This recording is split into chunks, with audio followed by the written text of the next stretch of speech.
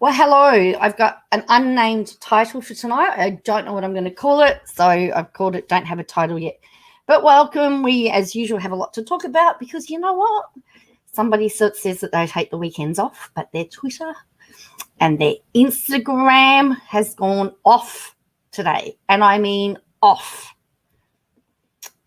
So we'll go through that today and then we'll see what else there is to chat about. I know there is the interview. I know it's being shown in Australia at the moment. I've chosen not to watch it. I know lots of people are watching it. I know some people have watched it. I've just seen enough clips, but anyway. So let's get.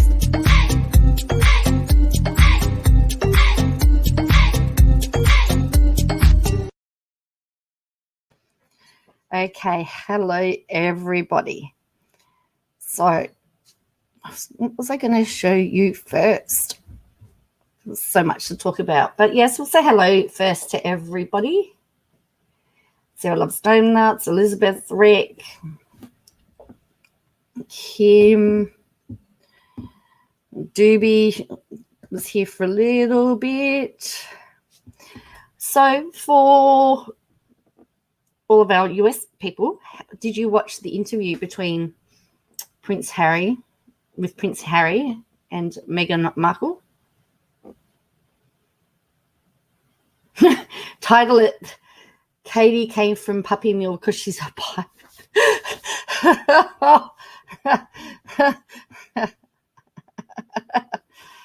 That's funny. So did anyone no, you didn't watch it, Rick? No, I didn't. I got no intention. I've seen enough. It's funny because now that the news Rebecca allowed on our Facebook page, now the news feeds are now back on our Facebook page. My Facebook is flooded with the interviews and all the comments are not very positive. Let's just say it seems to be that the Commonwealth countries didn't take it very well. No? Crescendo, hello. Hi, Dominus. Hi, Michelle. So from what I can see, it hasn't gone down very well. And our resident, and not our resident, just realized the meaning of the video. I don't have a title yet. Yeah. I don't have a title yet. Yeah. Somebody that we know, that we watch a lot of, has done Twitter today, obviously watched the interview and has made a few comments about it. Most of them are incorrect. There's been no research done. And of course, there's lack of knowledge, so we're going to go through that. But what I thought I'd do first, so today Sunday was the Commonwealth Day. This is the day that there would normally be a big church service in Westminster Abbey celebrating all the nations of the Commonwealth.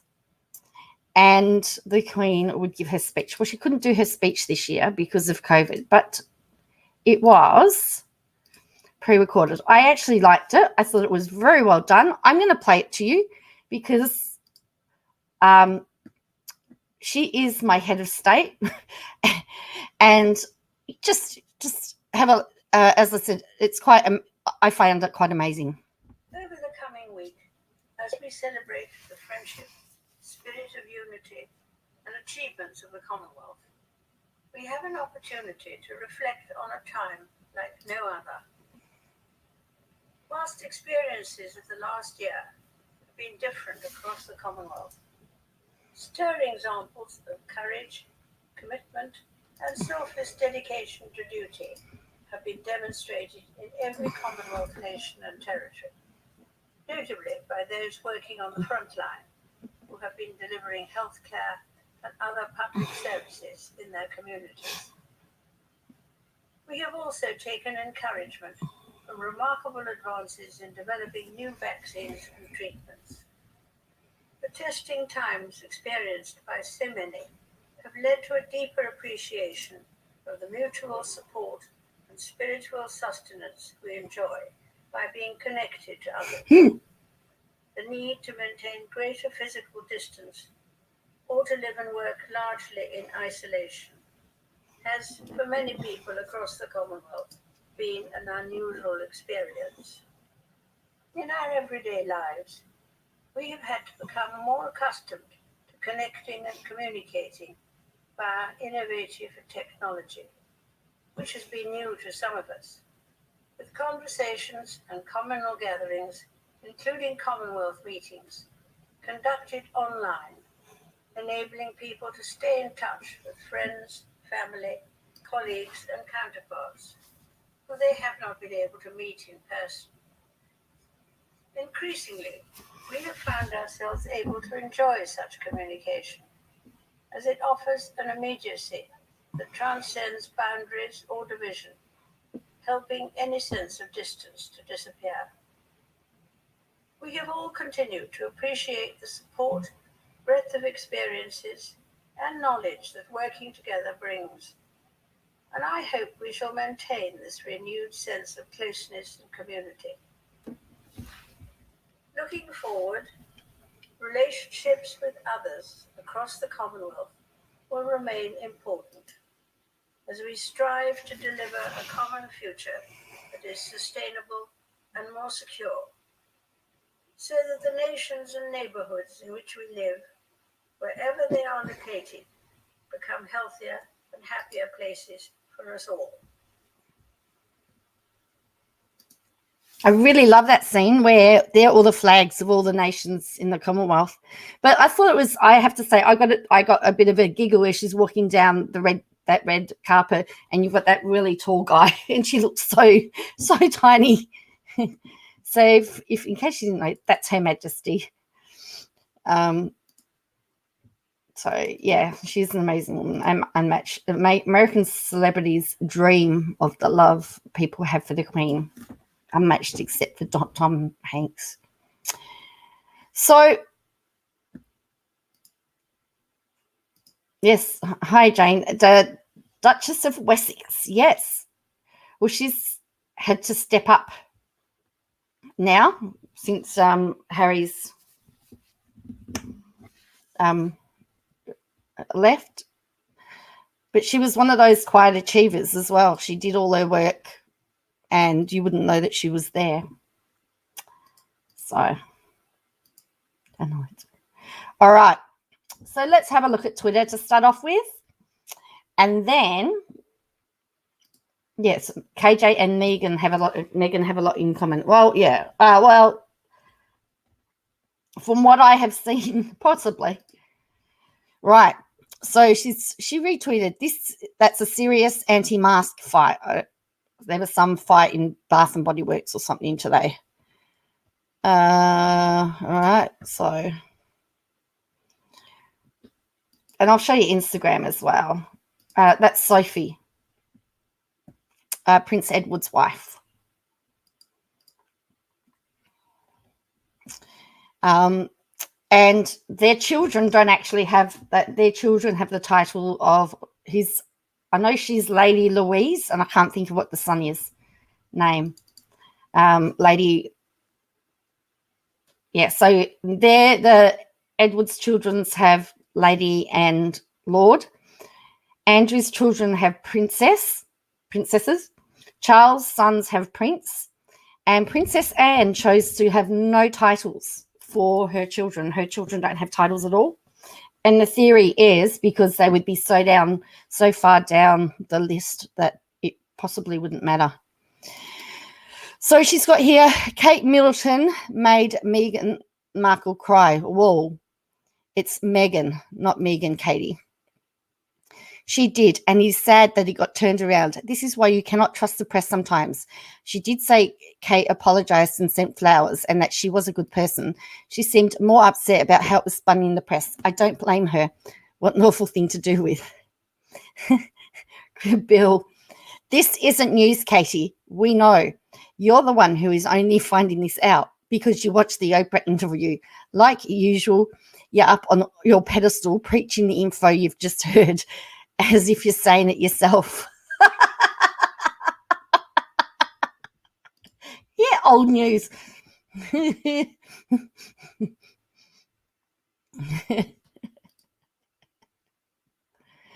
All right. This one is, she says, oh, hell no. Meghan Markle says the royal family refused to give Archie a title, but wouldn't say why, but also feared how dark his skin might be and how it would look to the public. The inference seemed to be that he was not given a title because of his race. Now, Poppy Seeds and I were just talking about this. I'm just see if the hidden tweets have come out. No, there's no hidden tweets. So in the interview, she says, there's this convention when you're the grandchild of a monarch, automatically Harry's child becomes a prince and princess, she says. It's not right to take it away. While I was pregnant, they wanted to change the convention. When asked by Winfrey if she thought those perks were being taken away because of Archie's race, then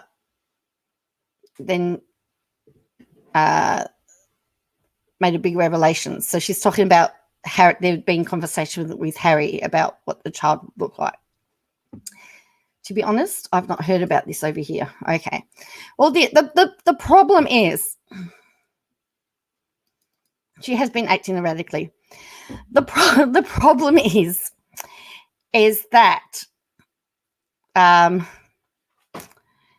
Archie isn't entitled to a title because his grandfather is not the monarch. So the King George in 1917 said the children and grandchildren of a sovereign have the automatic right to the title HRH and Prince or Princess. At the time Archie was born, he was the great-grandchild, not a grandchild. So Archie can receive the title of Prince when Prince Charles becomes king. Now, the only exception to that rule is that Prince George, as a great-grandson of the monarch down the direct line of succession to the throne, is the only one entitled to be prince. However, the Queen did stepped in and said that the Duke and Duchesses of Cambridge, so that's Will and Kate's, all their children would have titles of princess and princesses. But they are children of the future monarch, where Archie is not. His father, Harry, is currently sixth in line to the throne and will move down the line of succession if William and Kate have more children, or when George, Charlotte, and Louis have children of their own.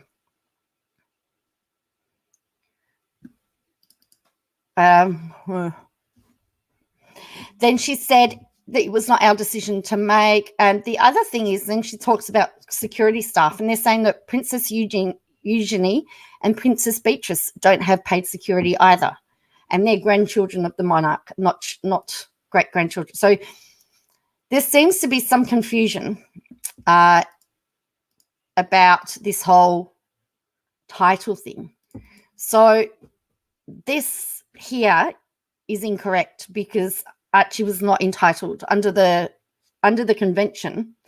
Archie isn't entitled to a title. Otherwise, I think Princess Beatrice just had her child.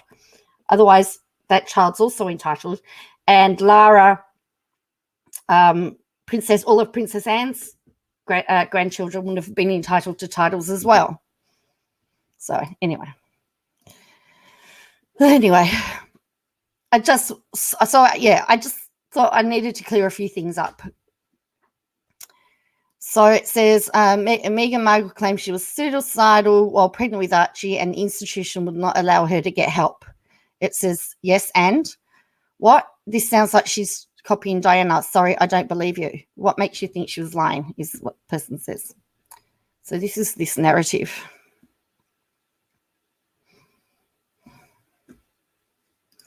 The whole British monarch is it is very confusing. It's very much, but I guess I'm trying to point out that it was not personal. It was they're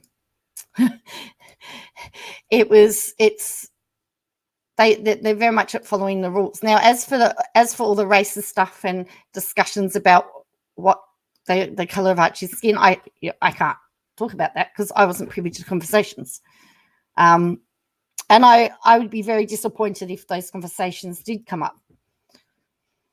So Prince Harry says his father, Prince Charles, is not taking his calls because he left the family. He also said that racism from the media and no one in the institution calming the press contributed to his fear that it would result in his wife dying like his mother. Now, because I've been reading articles and I've been watching clips. Prince Harry said that when they first separated, so when they first left the UK, his father wouldn't take calls, but they are now talking, but it's a very long, like the relationship is healing. He also says that he speaks to the Queen often and that he's got better communication with the Queen now than what he ever has, and they Zoom regularly and she sees Archie over Zoom. So that's also missing from this tweet.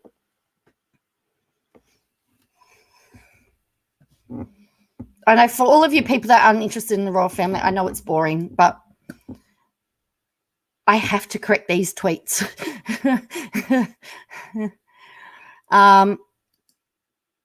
Oprah completely changed the subject when Harry was in the middle of discussing his family's racism towards Meghan. Why did you stop him? I don't know about that. I did see a clip where he said there was concern. I know, Joe. I'm just saying the rules of the monarch is complex, and the way Meghan and KJ are trying to simplify it isn't going to help the rules we're put in place to protect succession, I believe. Correct, Dominus. Yep. I mean, if it was only that easy, hey? The monarchy is slowly changing, but it's slow. I think once the Queen passes, it will move faster. I think the fallout from not allowing Charles to marry Camilla in the first place. Yes. I think so. Oh, it's very interesting to use Sarah Loves Donuts, yeah. So, here we go.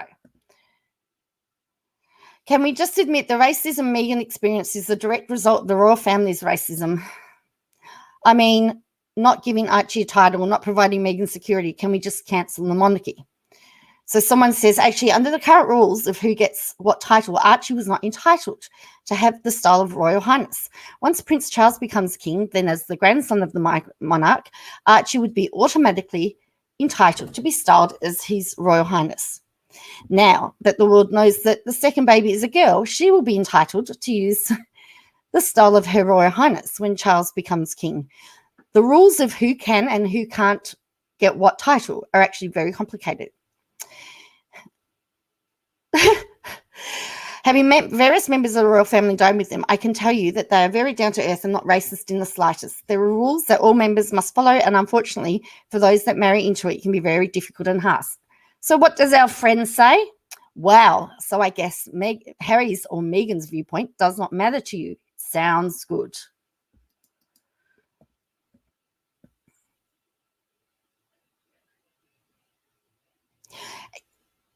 I love the royal family in my country, and no way will I ever cancel them. Our king and queen are loving and caring people. Where's she from? Yes, as Canadian English person who's grown up in both countries, I love them and respect them. I think the most important thing people miss is when Meghan said we need to separate the family from the firm. I think we already did. Well, Harry is the one making the racist comments. Get into trouble while he was in the army. Didn't he say he was racist back then, ashamed of who he was? No. All they wanted to leave the royal family, and they did. So why haven't they given up their titles?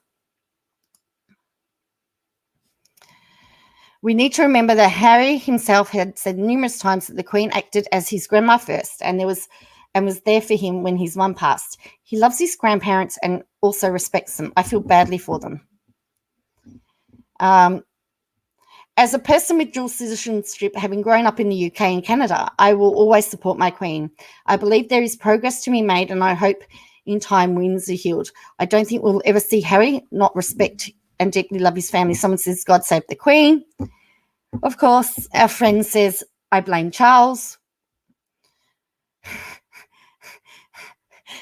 Charles is not to be trusted, should set aside for himself. I'm going to say some unpopular stuff here, and you don't have to agree. Just hear me out. It is quite clear that Charles was forced into what was deemed an improper marriage. He was unfaithful. Di was unfaithful. They were unhappy. They were unhappy together. Hang on. Agreed. They actually shattered the first glass ceiling, however. They divorced, which was unheard of. By all accounts, co-parenting went well. Di also did not agree to give up her parental rights. Cheating is not a good thing, but it happens. But that doesn't make somebody a bad person. Di's death changed a lot. Protocol was broken. I mean, the Queen curtsied to her coffin. Charles remained a father. The Queen remained a grandmother, and the boys remained as normally as possible. Charles again shattered protocol and married Camilla. That was not ever supposed to happen, but he made it happen. If you look at all the conventions he changed, he was clearly bucking tradition. I don't think it's right he bypassed the throne. I don't think putting that on William, now with his young family, is fair. He needs to take his turn and allow his son to raise his family. You have a shred of life before he becomes king. That role is 100%. You lose a lot. The Queen stepped into an institution she never planned to have. She was young and had to adapt. Charles was raised under staunch rules. You can't expect them to flip completely to different people overnight. It can't be easy. Everything they do is scrutinized. I think when Charles takes the throne, we'll see changes. I think Charles gets a lot of hate unnecessary. My British grandma was the same way, stuck in her traditions. She grew and learnt right up to her death at 100 2 years ago. There is still time for progress. So I think that actually is a very good post. So someone's very politely, it's a wonder that they're still allowed to post. Well, Alison, that is the question that I had. Well, and my point, my thing is, surely Harry would know the conventions, right? Surely Harry would have known the conventions. Why? I believe it was on CBS, Beth. It was on CBS. It's on Channel 10 in Australia. Is it on? I don't know what it is in the UK. But, yeah.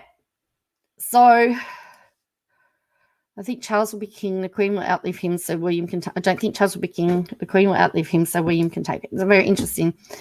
I mean, in William's direct line, regardless, William's line will be this. Yes, that's right. There has to be, yeah.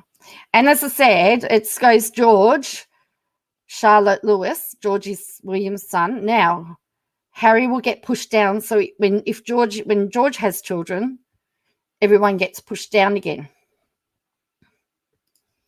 I thought she was against cancel culture. She wants to cancel everybody. Yep. She is, isn't she? She's uneducated, unlearned. Yep. And the person that spoke to her was, all of those points were really valid. So you type in an @ it works on the computer if you're using it on a computer, but it doesn't work on an iPhone or a phone. But Harry knew he was never going to be king. It's Meghan that is having the issues. It seems like that. Well, there is something. It's been reported that she said that she had never Googled the royal family, so didn't realize that she was meeting the royal family, like didn't know who they were, and didn't realize who the Queen was. And thought she was like meeting some high celeb in Hollywood. And then when she was asked if she knew how to curtsy, said, well, why would I need to learn to curtsy? Yeah, you can't do it on an iPad, Jane. So anyway. So then she goes, tears. Harry says Meghan saved him from being trapped in a life he couldn't leave. Meghan says he saved her life by making the choice for her family to leave. Harry, your mum would be so damn proud of you. How does she know how the mother would feel? She would. It seems very clear to me Harry wasn't going to let what happened to his mum happen to his wife. You're delusional and you mistreat your son. I'm surprised CPS hasn't been called. Well, that was a bit. Read again. There's hidden replies. Oh, that was there. All right. So as you can see, we get a little bit of sister wives, and then we go back to the royal family. Hello, Nana Kimber. So, yeah, so she wants to cancel the monarchy. Well, which monarchy? Pick a country. Then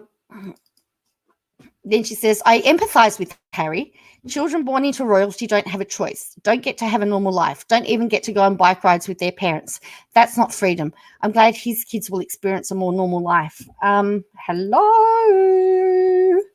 I don't think so. She obviously hasn't seen all the trips that the kids went on with Diana and, you know, the roller coasters and all the fun that they had, because she wanted her boys to have a normal life as much as possible.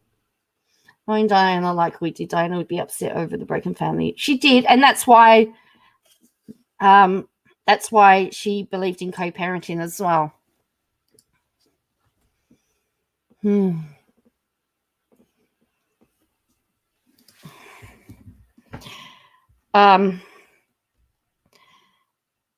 went. So Harry got to have a more normal life than William. But they both served in the armed services. They both went to college. They both went to university. They went to school. One day at a time, sweet Jesus. All right. Now, here we go. We're on to sister wives. Christine Brown literally admitted that Cody Brown is so angry with her about not wanting to live in one home that their marriage has become very tense. No wonder she hasn't live tweeted once this season. I bet she left him. Nah, she's not going anywhere. They're all trapped. So she's speculating that. Oh,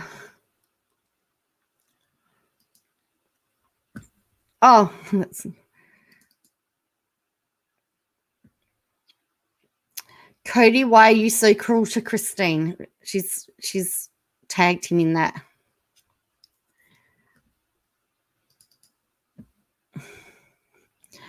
I hate that Cody always compares polygamy to the same intolerance experienced by the LGBTQ, then uses words like chosen lifestyle. Newsflash, it's not the same as being LGBTQ. It's not choice. Now, I was watching Waxy do an after show of Sister Wives, and she said that what Cody had said was that he hoped that people would accept the way that he lives his life, and the fact that people accept the LGBTQ community, and that he can't criticize them for the way that they live their life or the way that they are, and that he would hope that people wouldn't criticize him as well for his lifestyle.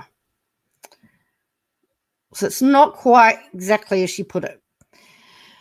All right, so here we go. How long until there is a news story calling Meghan a vindictive social climbing woman that is mad she didn't get her way, leaked by someone in the royal family? Why do I feel Charles is jealous of how the public loved her? Who's leaking these stories?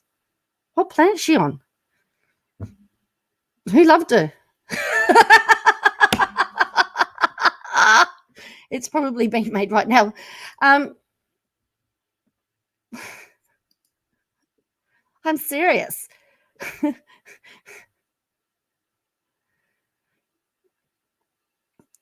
So it says they wanted to strangle them financially into submission, but Diana said, who art in heaven said, hold my halo.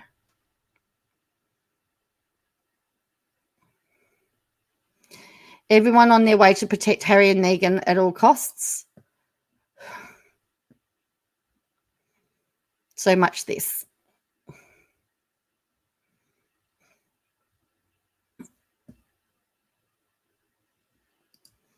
Is Harry putting... I don't know. Okay, then we've got this. In the end, Diana saved her youngest son, Harry, by leaving him enough money to flee the family that destroyed her. Diana's final FU to Charles.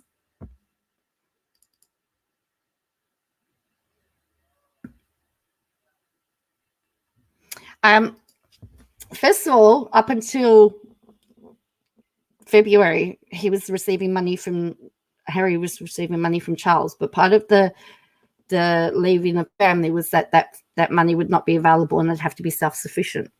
And so that money is that's his inheritance money. He would have that whether or not he was in the royal family or not.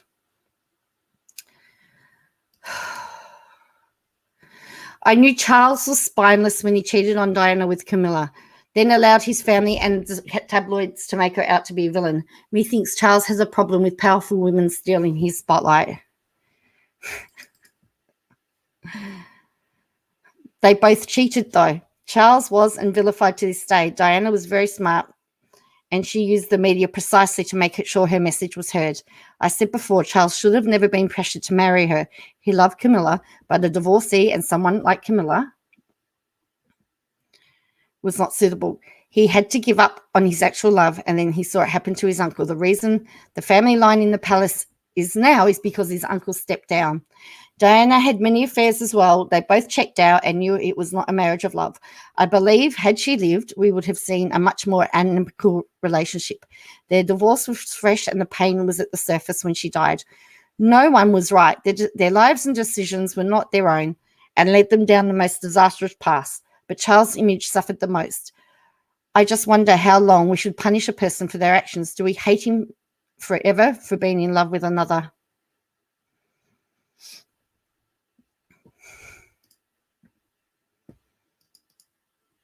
I see Harry's attempting to separate himself from the aggressive press and wanting to control the press as much as he can. I can't cope. It's crescendo, yeah.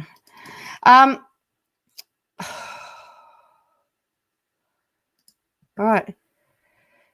Here, there's this one.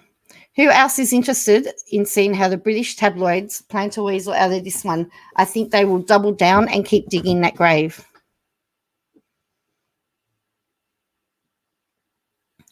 They are so going to weasel and lie. Oh, you did a video on YouTube with royal. Did you? This video with royal experts, these two men did exposing the royal reporter's bias against Meghan. They reacted to the interview before it aired. Hey, Katie, I don't think you can weasel your way out of this lawsuit. The amount of money you've wasted on jurisdiction, which is about to be thrown out because of your lawyer, is effing ridiculous. P.S. The royals isn't a topic for you. You do not understand them because you only read tabloids. A lot of us are interested in seeing a tabloid dig its own grave. Diana was very good at controlling the press. I believe that they did a DNA. Harry did ask for a DNA test to put it all to rest. But yeah, but I don't know. Well, if they found out that he wasn't Charles's son, then there's no story for Meghan and Harry, is there? I agree. Harry should be able to have his own ability to control what is out there about him.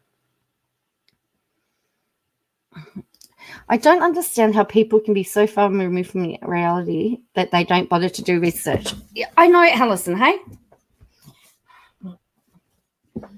So that was her Twitter account. So that's how I knew she was watching. Right. We had 16. Yeah, they did do a DNA test. I thought they did a DNA test, Crescendo. I thought they did do I thought I read somewhere there was a DNA. Harry had asked for a DNA test because he wanted all the rumors to be dealt with.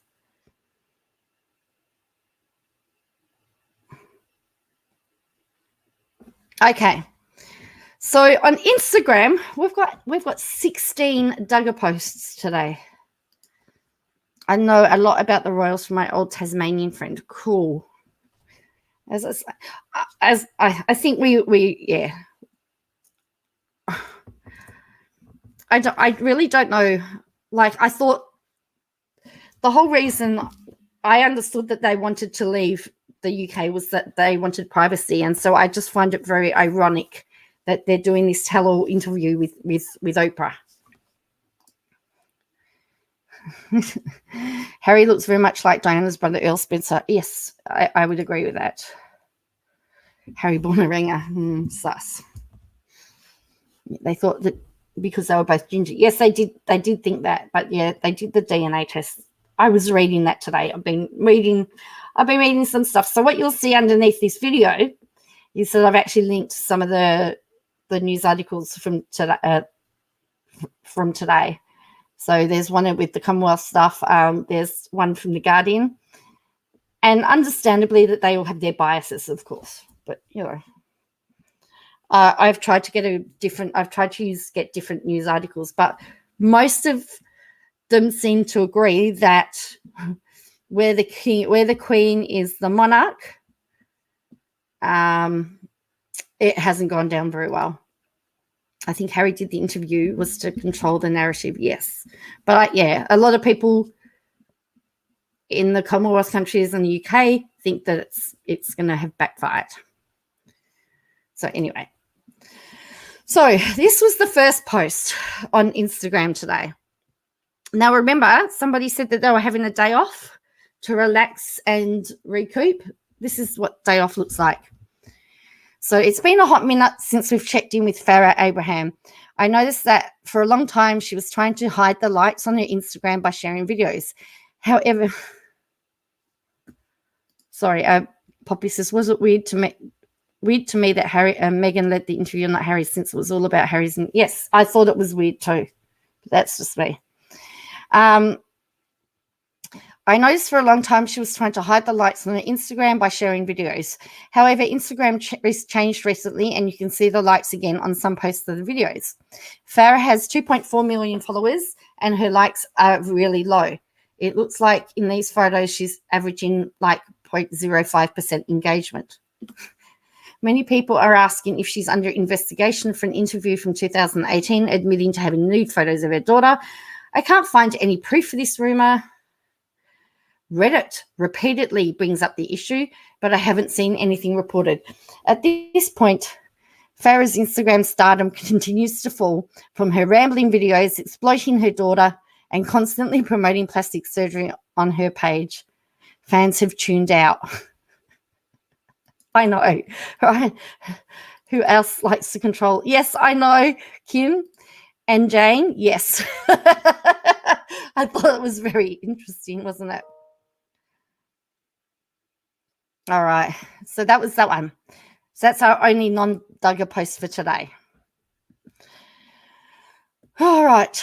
Something felt off about Claire Spivey's dress to me, but I couldn't figure it out. Apparently, the dress wasn't modest enough, so they added lace to the neckline. Then I looked at the sleeves, and it seems like the lace was added there as well. Hilary says the dress didn't lay flat enough, but it matched the sleeves better this way. But I wonder if the sleeve lace was added along with the chest lace. The neckline isn't that low, and I'm sure it would have been 100% fine with the lace there. For the stands, I am not saying the dress is ugly. I'm commenting on the alterations made to abide by purity and modesty standards, something I speak out a lot about. So she obviously doesn't like the fact that women like to be covered up. So what she's saying? Somebody here does say that they actually bought the same dress. Like she had the same dress. Oh, yes, this is my wedding dress. Well, obviously not my exact one. Whoops.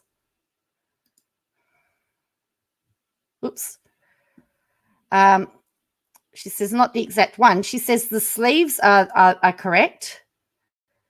Hold on.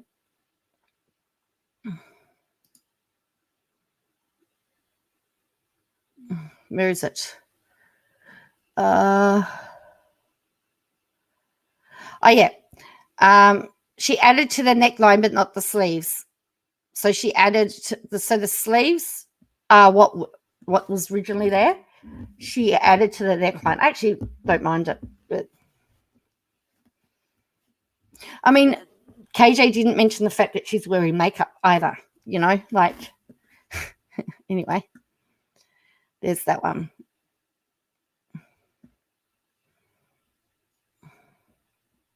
Yes, look, all these photos here. We're going down that path. She's done all the she's commenting on all the Duggar wedding photos.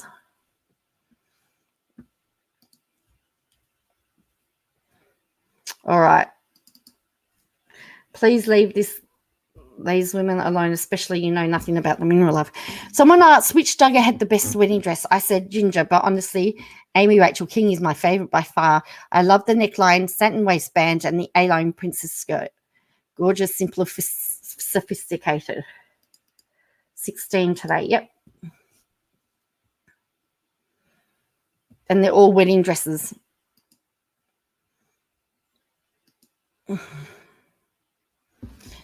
So Duggar flashback. Sorry, this isn't a wedding dress. Michelle Duggar and co-owner of Ava Loren Bride. Wendy accidentally said Michelle Duggar wasn't her favorite person. I think she said she's now one of my favorite people, maybe. And I think that's what she was meant to say. But she really said the truth, what she was feeling.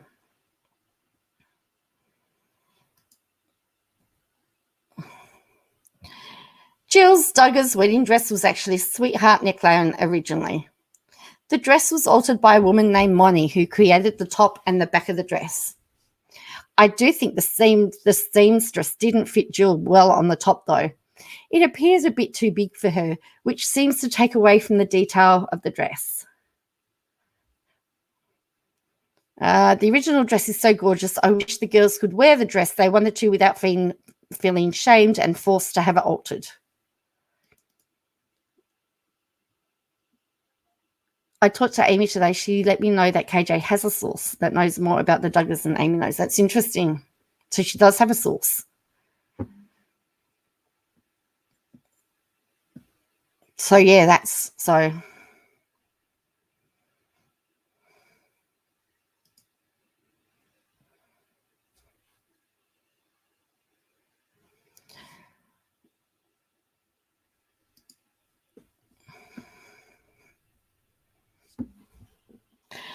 Joy Anna Duggar's dress started off pretty, but it wasn't modest enough. The seamstress added a top and a more lace to the bottom, which made the dress appear bulky and ill-fitted. Grandma Duggar picked the dress out. I wish she'd stayed as it is. Damn modesty culture. Who cares? As long as Joy Anna loved her dress, no one else's opinion should matter. What may have been the case is that she was forced to alter a dress she loved for modesty, but no one will ever know the true convos between her, the dressmaker, and her mum and dad. She's a public figure, and I was asked last night about wedding dresses. So if you don't like the content on this page, kindly unfollow, because many people do care.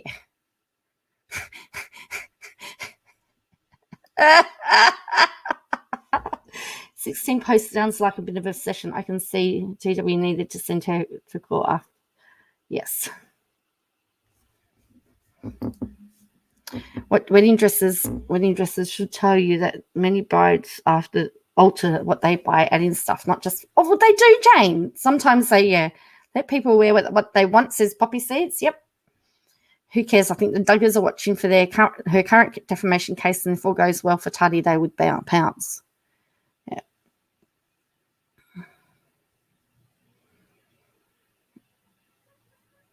So someone says, you are obviously making money off being rude to these people. Well, they are making money being fake. But yes.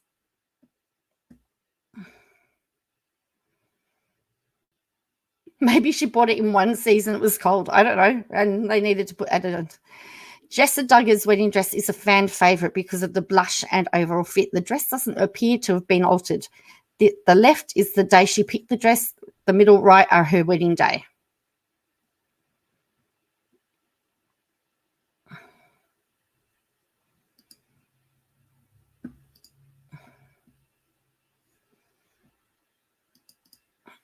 Nanny, nanny, boo, boo, stick your hands in doo-doo. Is she just what she sounds like? Yes, so Beth, let's just watch the snippet of the interview with Oprah. Yeah, I've only seen really small snippets, but what I saw, I went, oh, yeah.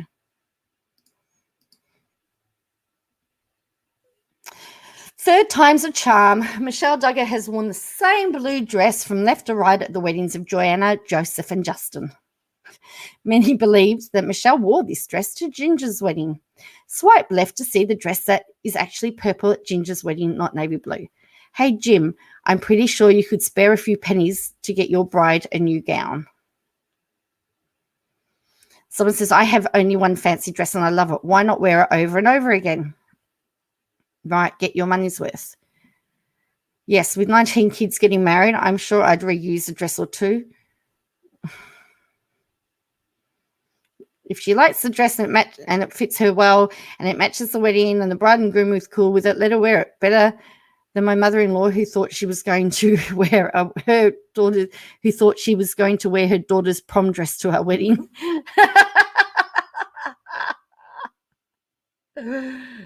Oh dear. Someone else says, my mother wore the same dress at 3 out of 6 weddings of her grandchildren. 4th wedding was in Italy and she was too sick to go and passed away before wedding 5. The first grandchild passed at age 16. It was her dream to be buried in that dress. Use the money you get from this post and buy her one since you're so worried about it. Just because you have money doesn't mean that you need a new dress at every occasion. Just being present is enough. But just being present at their children's wedding is enough. Good grief.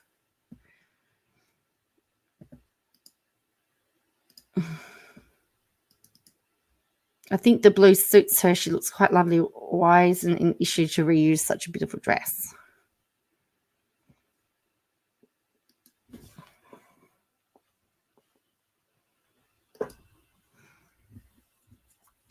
You want to get married in a dinosaur costume?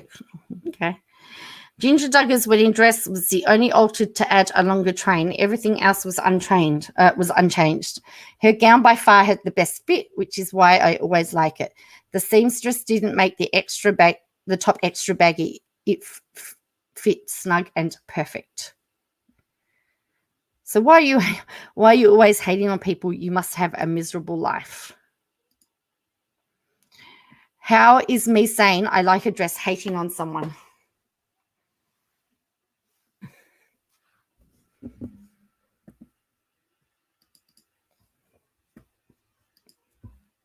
Confused. Does she make money off Twitter or Insta? No, I don't think so. Michelle. I don't think she gets paid on Insta. She would like to. She'd like to get, the only way you can get paid on Insta, from my understanding, is with sponsorships. That's why she's trying to get sponsorships.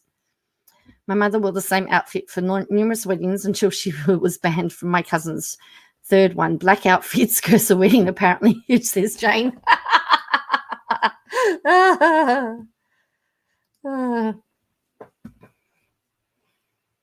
Well, Rick, you could have an Aussie touch to it and go as Dorothy the dinosaur. Duggar flashback. Even John David was side-eyeing Josh Duggar on his wedding day when he lit the Unity candle with Anna Keller. What did John David know?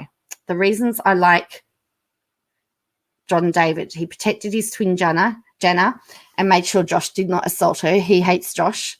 He did things his own way and held hands with Abby before they ever got engaged. He's okay with his wife having a college education and career. He is a hard worker, unlike Josh.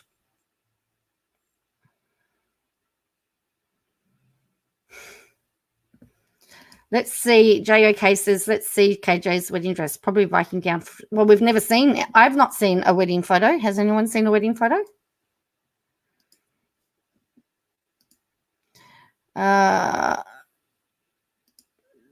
Ginger, Joy, Abby, Kendra used the wedding designer to make their gowns. She's fabulous wedding. Oh, cool, says Kim.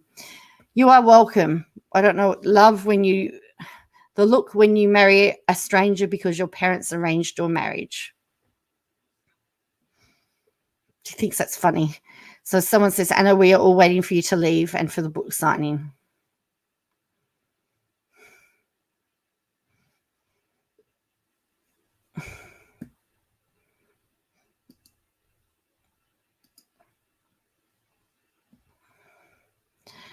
My lovely subscriber, Sydney, just DM'd me, and she wore the same dress as Claire Duggar at her 2019 wedding. You can see how the dress should fit and that the neckline is pretty modest to begin with. I wasn't a fan of Claire's dress, but seizing, I think she means seeing the same dress on Sydney, I'm in love with it. I love my subscribers so much. Let Sydney know she looked gorgeous. So I actually don't mind this bit here. Maybe Toad was clever enough not to make it official.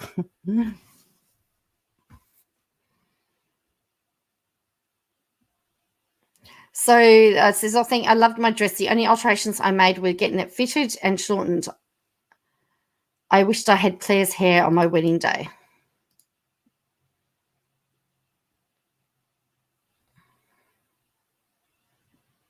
So they're saying Sydney wore it best. The original dress is stunning. The alterations make it look cheap.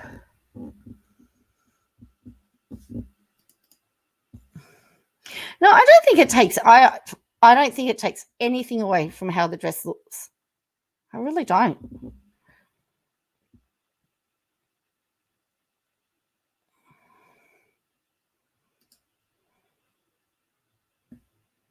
Someone says, I thought it looked like an old tablecloth.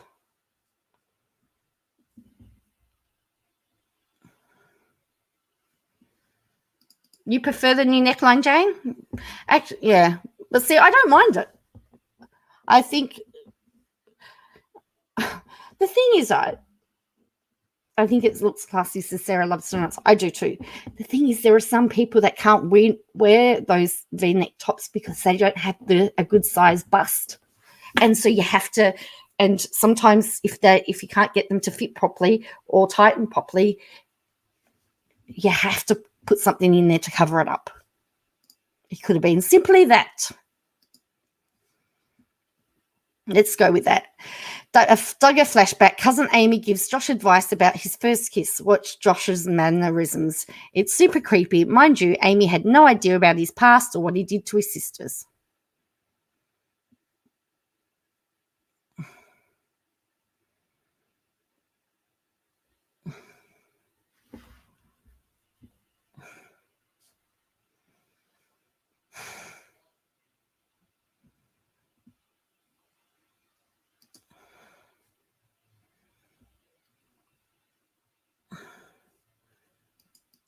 I prefer the new neckline. The old one seems bare and needs some jewelry. If you weren't going to wear jewelry, the new neckline works really well. Duggar flashback. Kendra called while having a really weird first look with her dad, Paul, then gushing about how handsome he is while calling him daddy. The way this cult places men in a superior place in the family and the weird obsession men have with their daughter's virginity and purity always gives me creepy vibes. While it's sweet to love your dad, this cult places daughters in a role of worshipping their fathers and having weird non-boundaries with them. Also, this is Kendra's gown. This is Kendra's gown, are super, super adorable. What does that even mean? Also, this is Kendra's gown, are super adorable. Don't even know what she means. What does she mean? Can somebody translate?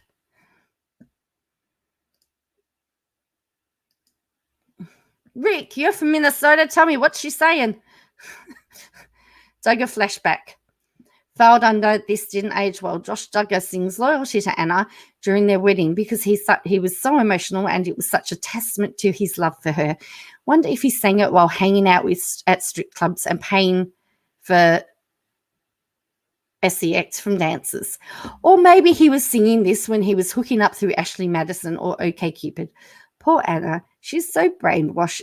She thought it was her fault. He's a sex pest.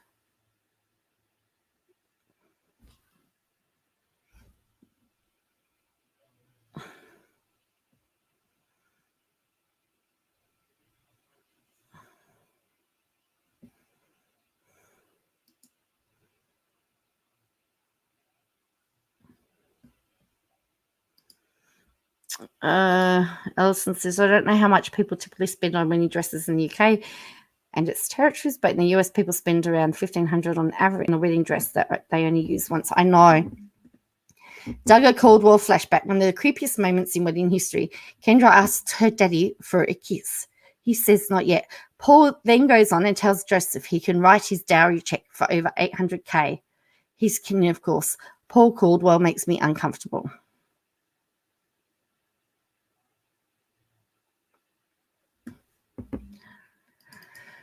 My dad was apart from me most of my life, and yet as an adult, he hugged me like that and gushed over me every time he saw me.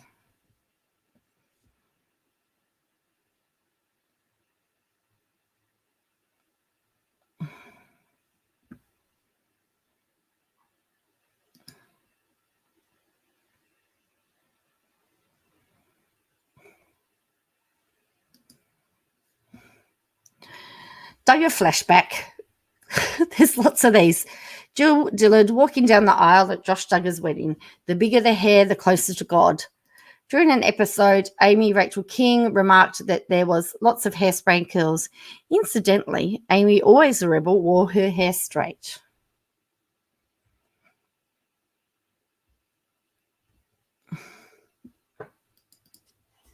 I think these posts like KJ's are worse for wives than the behaviour that they allege. Yes, I think so. Cinderbell. Hi, or the other day she was saying that the newlyweds are too young to get married, and now she wants the bride to show more skin. Really, yeah. She's criticising Claire for putting some. So that was all the photos today. Look, so there was 3. Oh, I don't know. That's not. We're still not there yet. Still got this one. A Duggar flashback. Josiah and Lauren's first look is by the far the most awkward. I can't tell if Josiah is just really nervous or wants to run out of the church. In his interview, he describes seeing her as, well, we really are here. We are in our outfits. This is really happening. I believe this is why most people suspect this relationship was an arrangement.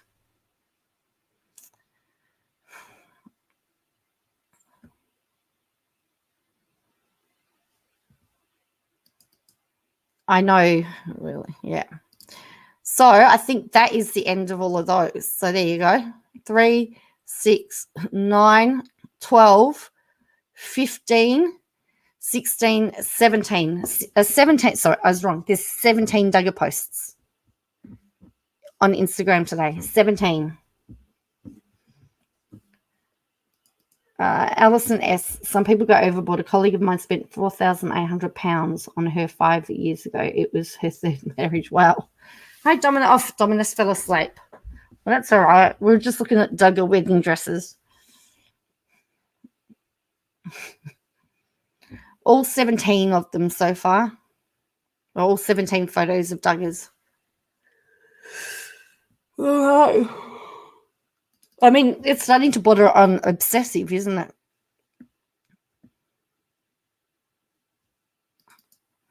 It's not all about wedding dresses. She finds fault in everything. There must be a reason behind it that we don't know.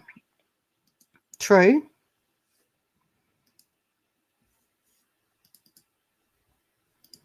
What subject do you think KJ would burden us with tomorrow? Well, it is, today, because it's Monday morning there, it's International Women's Day. So it should be about women supporting women, Michelle. Should be all about women supporting women. So that's what it will be on. I don't know why she likes them. They are old news. Sarah Love Donut says, thanks goodness she took the day off. There might have been 116 posts had she been working. The only thing she didn't do was a live. Of course.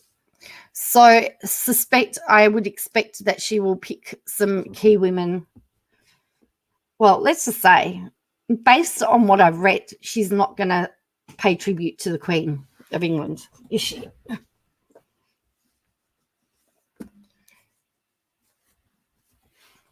The Queen was only very young when she became the Queen.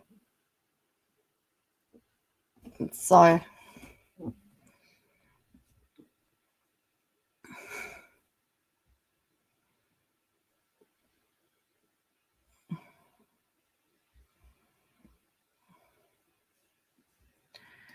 There is another filing due. It's a response. Yes. So that's due on the 11th. And her obsession, Cody, is just bordering on pathetic and desperate. We have some people that spend up to $15,000 on a dress, so it's really skews the average cost here. But whatever makes a person feel like royalty on their wedding day, yes. Oh, it's well past it, Rick. It's just your normal people aren't here. They must be. You must have.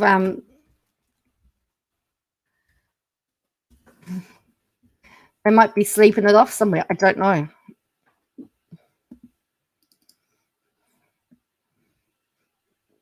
Because we're missing a lot of our regulars tonight, or they're all watching the interview. So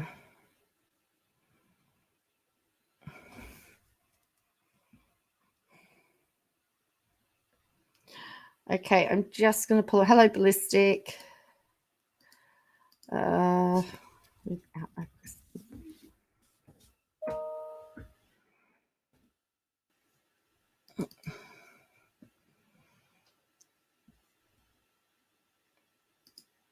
I'm not. You'd rather. Yeah. Well, as I said, I wouldn't watch it.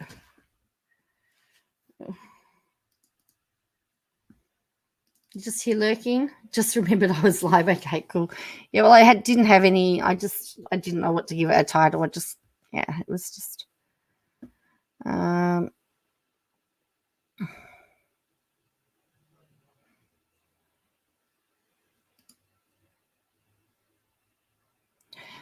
Just looking. There was a meme before, and I'm just seeing.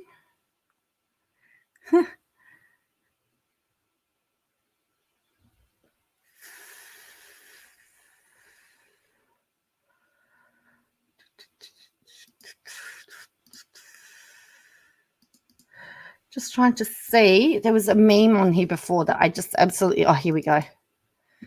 There's language in this, so I apologize. What's we chatting about today? Harry and Meghan. All right, here we go. So this is the meme. There is swearing in it, but it was still funny.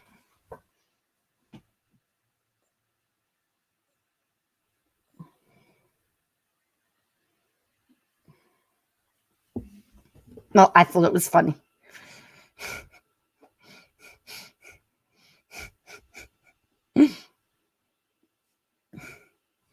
I think there's some type of lag on. Hi, Pia.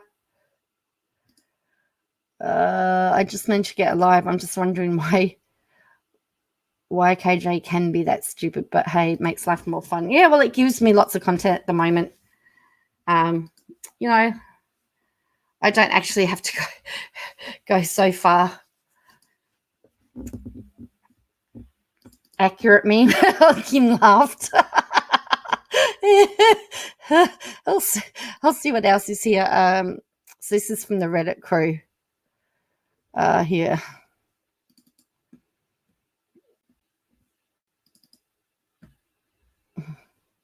I haven't seen these.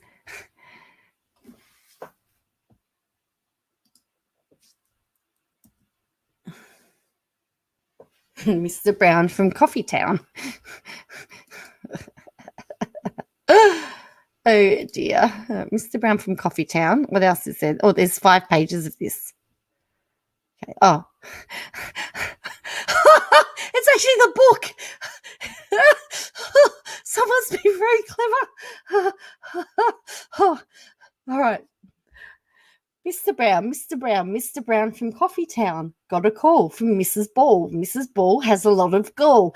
Help me, she did say. I'm being sued. Make Tuddy pay. I will help you, Mrs. Ball. I won't let you take the fall. Now Mr. Brown counts his time while Mrs. Ball drinks her wine.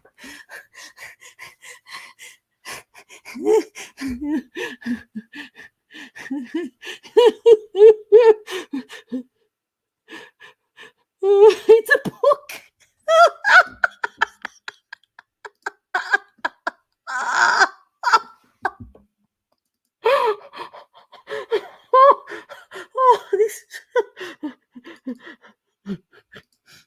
there's more. There's more. Mrs. Ball likes to talk, and she talks and she talks. She also may make wild claims, like what she said about Tuddy's husband, James. Crazy lives and random tweets. If it backfires, she just deletes. Months go by, there's so much trouble. Ball is crying. It costs her double. Mr. Brown wants to run away. Mrs. Ball doesn't want to pay.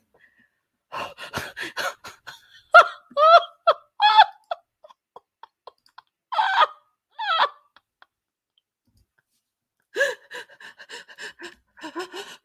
actually don't think I've got any. I think I've got one mod here tonight. I think I've got Poppy as my only mod. Oh, that's classic. I've got one more page. I accidentally closed it down. Oh.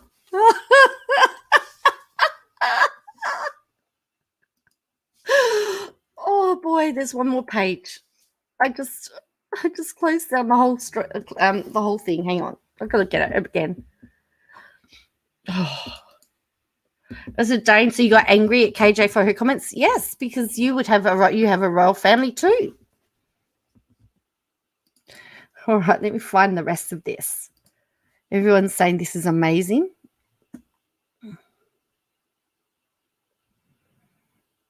Where is it? Okay, so we got up to. We did that one. Okay. Oh.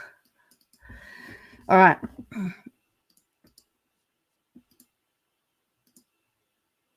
Blame Shane or Jeffrey, just not Mrs. Ball. She claims she's poor. This case is not for the average fella. This gosh darn thing is a telenovela. I know it seems like a work of fiction. They haven't even decided on jurisdiction. Mrs. Ball will not stop, and thousands watch each pace a drop.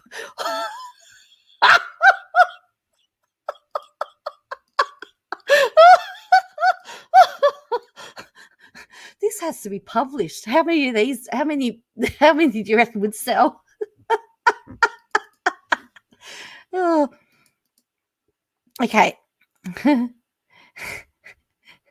And that leads us back to Mr. Brown. Mr. Brown with the big old frown. This is not good. Something's not right. Will anyone ever win this fight? So that's the story of Mr. Brown. Mr. Brown from Coffee Town. The end for now.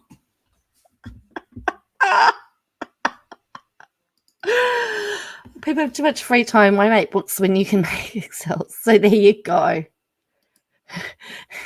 That is. Oh, sorry, I didn't even show. Sorry, I forgot to show you the last page. The last 2 pages. I got so carried away from reading the book. Oh, that was fun. That was good. I have to tell you, whoever did that was brilliant. She has another 2? Okay. Need to find it. I need to find whoever it was.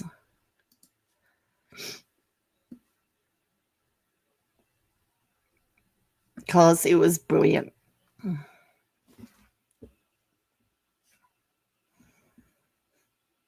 right, I'll see if I can find it. Anyway, that was pretty cool.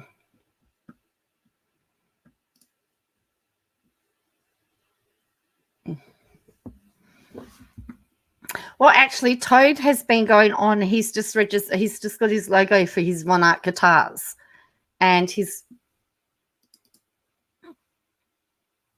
I'm voting that it's Todd making up. Then behind KJ's back says ballistic. Hi, Jean. I've just pulled it up from the Reddit. So that was from the Reddit. No,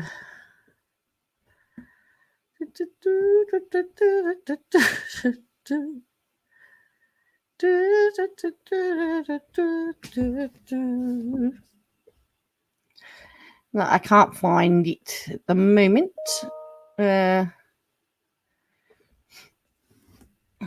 What's that one? Yeah, more Scottish people. Yay.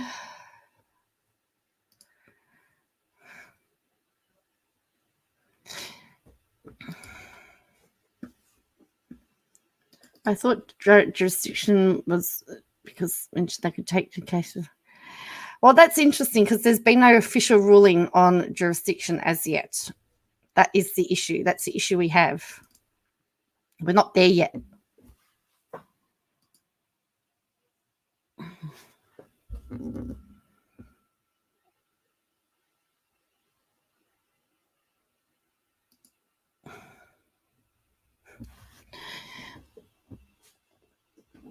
So yeah, there's been no jurisdiction decided as yet. However, as Brown keeps following these motions, I mean, if it was me, I'd tell them. Yeah, that was from Reddit. Kim?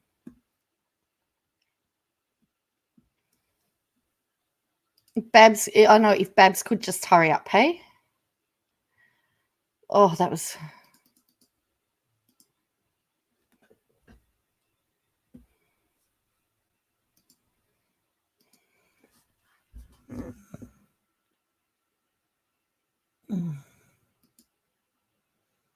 Just swipe for more. So let's see what we've got. Oh, there might be more. Oh, no, they couldn't do it.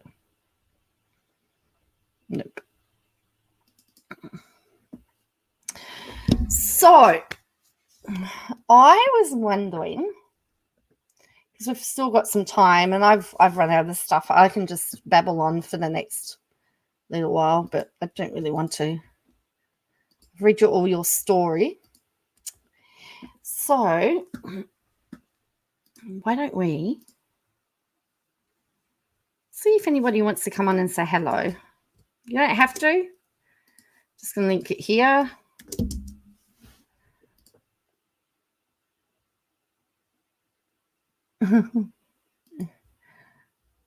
You're live on the 6th. You had me. Thank you, Jean. Thank you. Oh, good morning, Sunny D. So, this is the link. If you'd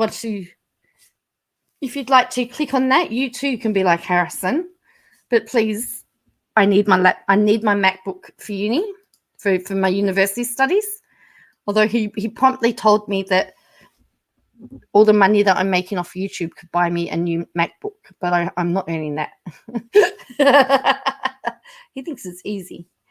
So you're more than welcome to join. I've just pinned it up the top. Otherwise, we can just keep talking about stuff that's going on. I only do the talkie via text. Sorry, that is fine. Ballistic, you're more than welcome. I know at the MacBook. Oh, I tell you, that kid. Oh. Oh. He wasn't very happy today because apparently he needs to do another live with his fans, and I won't let him at the moment. I said we don't need to do them every day or all the time. And he goes, but my fans loved me.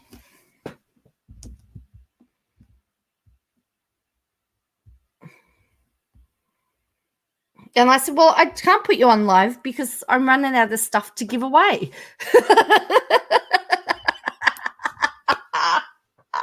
I don't have enough stuff. I said, you're giving stuff away.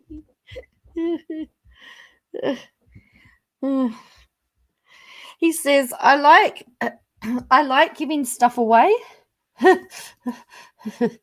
Harrison's MacBook is to give away too. Is his to give away. Harrison's Mac. Oh, yes, that's right. Oh, dear. He's cute. I did create a monster Dom. That's all right, Crescendo. That's fine. Kids are awesome. They are. So, as I said, he's my nephew, and he has quite a few issues that are similar to what KJ's son has. So it's very easy. It's very interesting to see how they can be managed.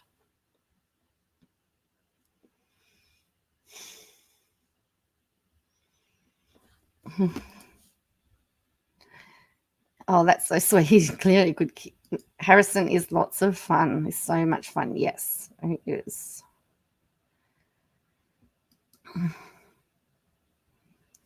So, because he watches my videos, he saw the one that I posted about the guy that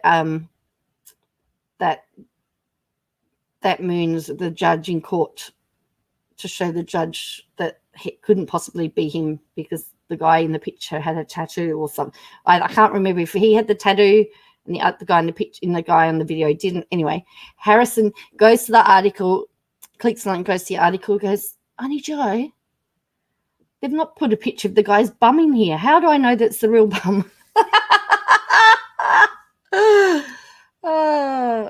No MacBook, he wouldn't have a channel because unreliable phone. Yeah, that's true. He was very disappointed the newspaper didn't show the picture of the guy's backside. So, very disappointed.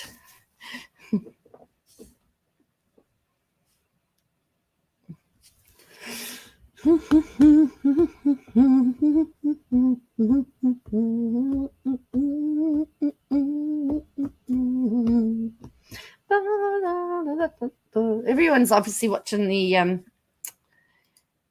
looks like everybody's watching the interview. So cute. I love his name. He loves his Aunt Jo. Has KJ been quiet today? So fun. No, she's been on Twitter.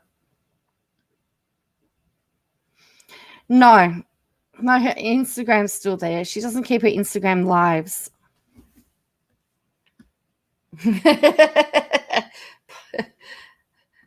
Yeah, so no, she's still got an Instagram account.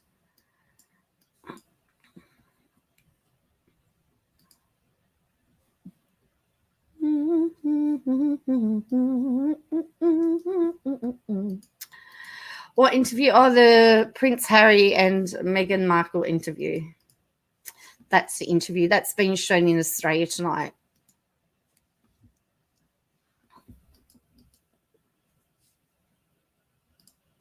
She has no engagement on Twitter. Well, that's because she deletes everybody, or she hides them all. There's a whole there is a whole pile of tweets today that were hidden because there were people telling her that she was wrong, particularly about her facts about the royal family, because she's watched the interview and she's gone and said, isn't it disgraceful that they did X, Y, Z? But the truth is that wasn't necessarily the case. So, for example, she was taking the narrative that that Archie didn't get his title because of racism, but Archie didn't get a title because he's not the grandson of a reigning monarch. Rather watch your live interview sounds. I've seen clips of it. I think she blocked. That's why I can't find. Oh, okay. I have to say, I did have trouble finding it today.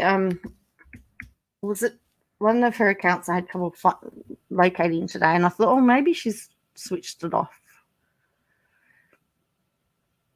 So with it being International Women's Day in the US, I'm making the assumption she's going to be all about women. Just seeing if there's any tweets that we haven't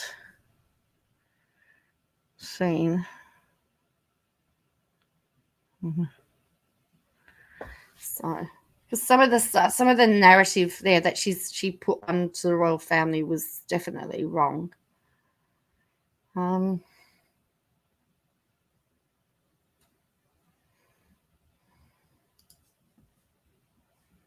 She's probably still waiting for Paris Hilton to talk to her. Maybe she is.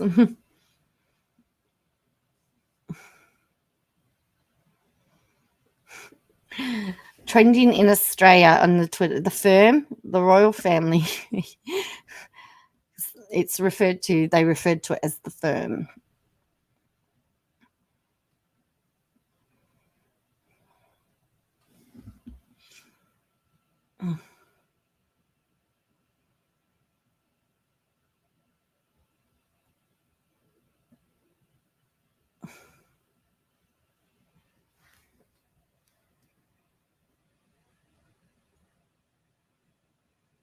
So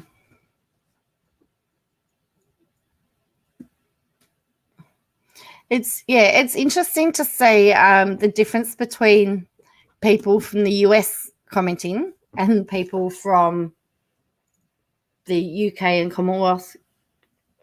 I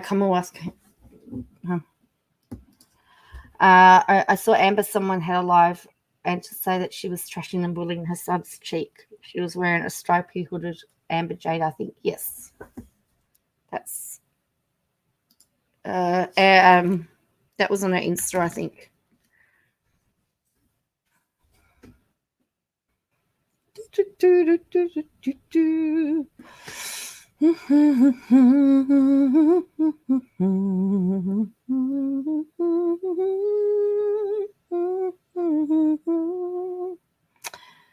So let's have a look at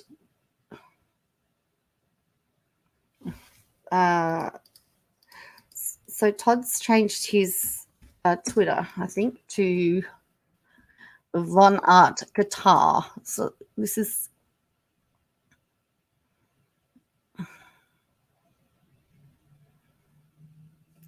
the logo. This is it here.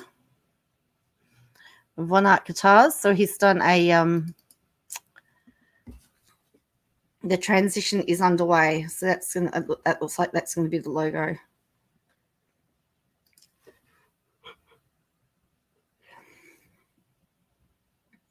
He's very busy on Instagram. See, he did a giveaway.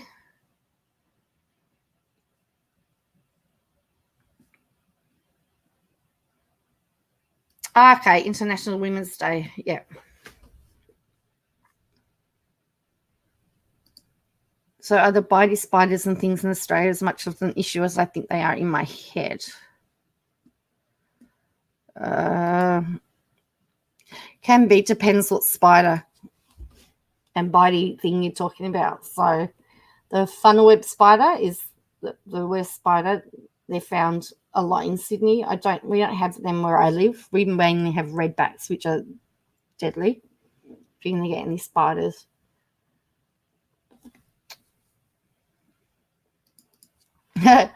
Wait, if the scandal of the interview is too much, can the royals kick Harry and Meghan from the family like disown them? Well, they essentially have not disowned them, but they have cut ties with the royal family.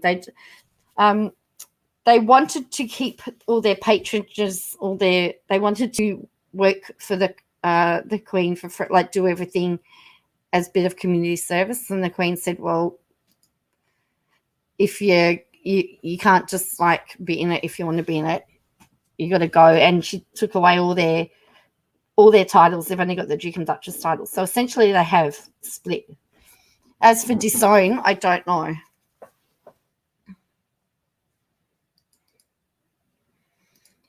How do I keep the spiders away from my home? I just sweep away any cobwebs if I see them, or insect spray.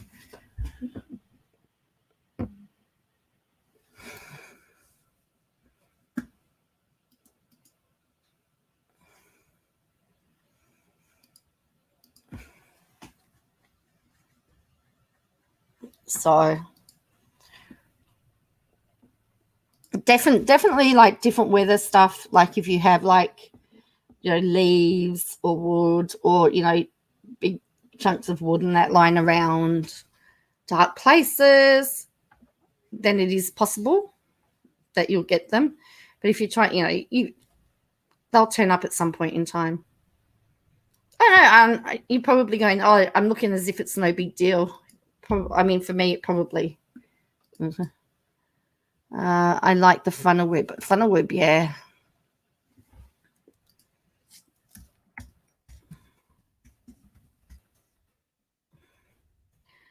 So this is what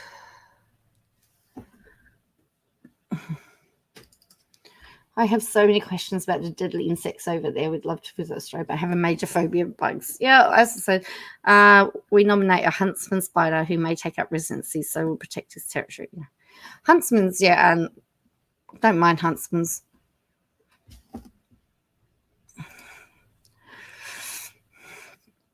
I would say I probably have I've never seen a funnel web spider other than in the zoo or a reptile or insect place, because we don't really get them here.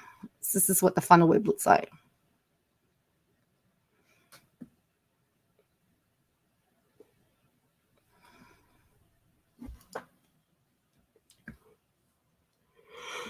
I just imagined an army of trained huntsman spiders. Yeah, we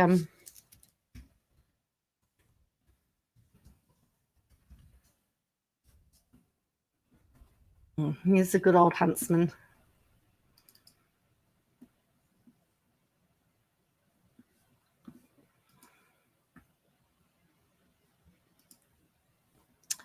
So yeah, and the other one, we have redback and whitetail spiders. So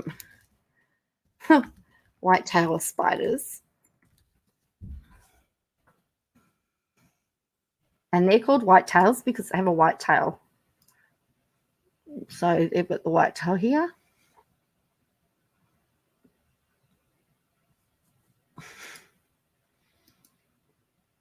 The only type of spider I like is a dead one, and of course the good old redback.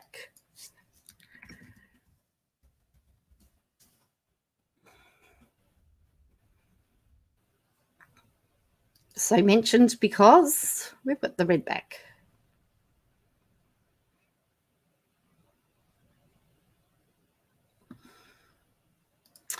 Now, funny you should say that.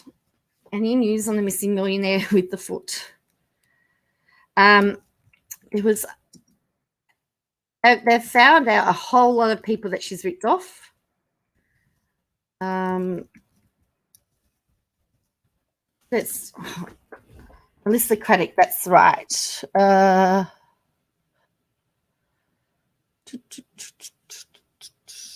your black little. So let's have a look.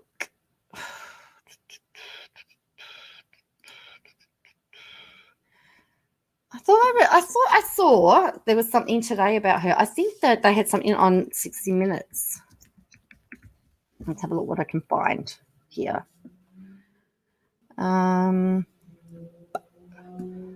So yeah, I don't really like this news one, but that's okay. We'll grab it. Huntsmans are harmless. That's right. So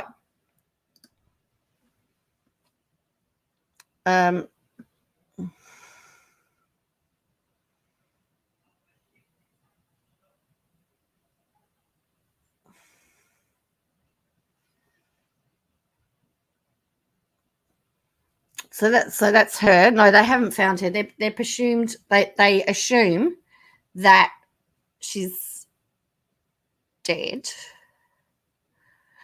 but she apparently ripped off her parents. Is the latest allegations. So it says their savvy financial daughter was likely already conducting labyrinth computer scams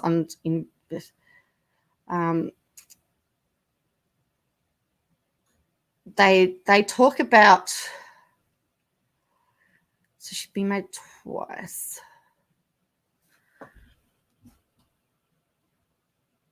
So there's a timeline. No, they found her foot, so they're assuming that she's dead. But apparently she ripped off their parents.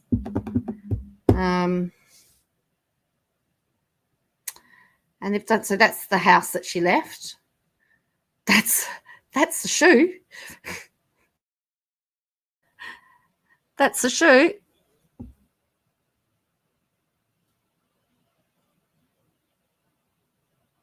They reckon, or they're speculating that she's leapt to her death. Before her disappearance, she'd spent $100,000 at Cantori on a diamond necklace and other items she failed to collect. She spent $60,000 at Chanel, $250,000 on shoes and other designer clothes. Private jets, limousines were favoured mode of transport. She also spent $25,000 on shakes from Isogenic. She had no license to actually do any trading on anyone's behalf. She also fooled her parents and her brother into investing with her. So,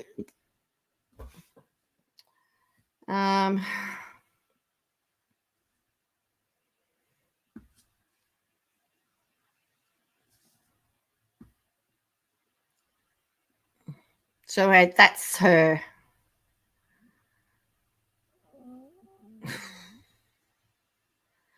Apart from being called a master con woman, Caddick is described in reports as a narcissistic sociopath with rumours that she could be alive. Her grieving parents, son, brother, and husband, meanwhile, face not only the prospect of how and when to lay their loved one to rest, but also soon may lose their homes. But you can live with one foot. How does that equal death? Because she hasn't been seen since. I don't think it was a real thing where people could find shoes with feet in them washed up on shore. Well, it's true because it happened. So the thing is that this woman was being investigated for fraud, about millions of dollars of fraud, and she disappeared. So that's why they're suspecting that she's no longer here because to face the music. So that's the latest on that one. Hello, that Amber chick. There's a beach in Canada, I think, where shoes and feet keep washing up. Wow.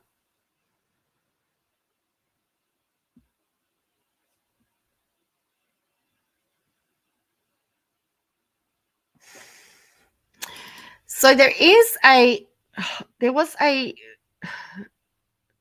interview on 60 Minutes in Australia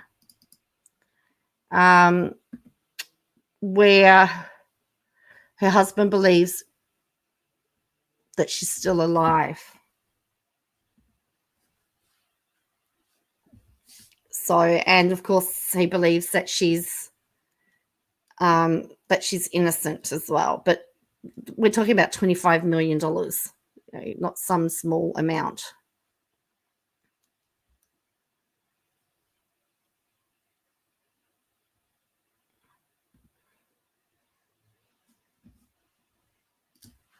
I was confused about the foot. They found her foot. How do they know it's hers? So they did DNA testing. So they did DNA testing to find out that it was her foot. That's how they know. Okay, Jean, thank you. If you're rich enough, you can disappear. I think Olivia Newton-John somebody, was it a husband or a boyfriend? Didn't he disappear? I think so.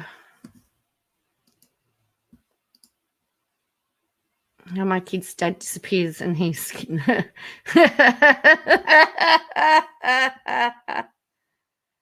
you think she's dead, Sassy Noz? Yeah. I don't know. As I said, I don't know whether it will work for you guys, but I will put the link in here and you can click on it and have a look and have a read for yourself.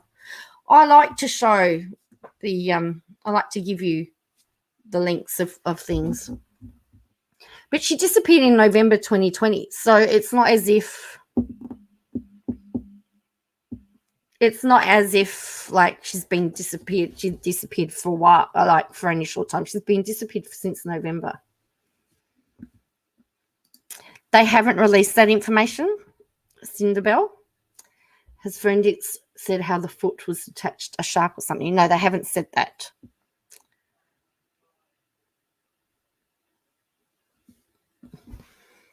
Not a problem. I mean, hopefully it works for you, so then you can actually watch it and get all the background case on it. But it's definitely very fascinating. We had a former prime minister one day go for a swim and was never seen again.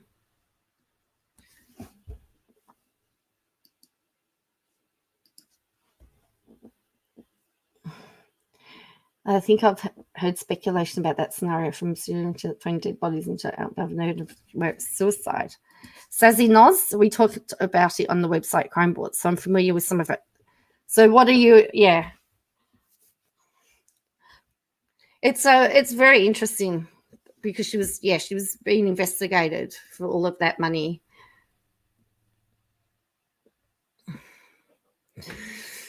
So, well, but welcome, Sassy Noz. I think I said welcome. There's 51 people watching, so it's pretty cool, considering most of my people aren't here. Did she spend all the money? I wish our PM would go for a swim. No, I don't believe she did spend all the money, but looks like her family's going to lose their houses because she borrowed against their houses. So you're in Canada, you've got Trudeau, don't you?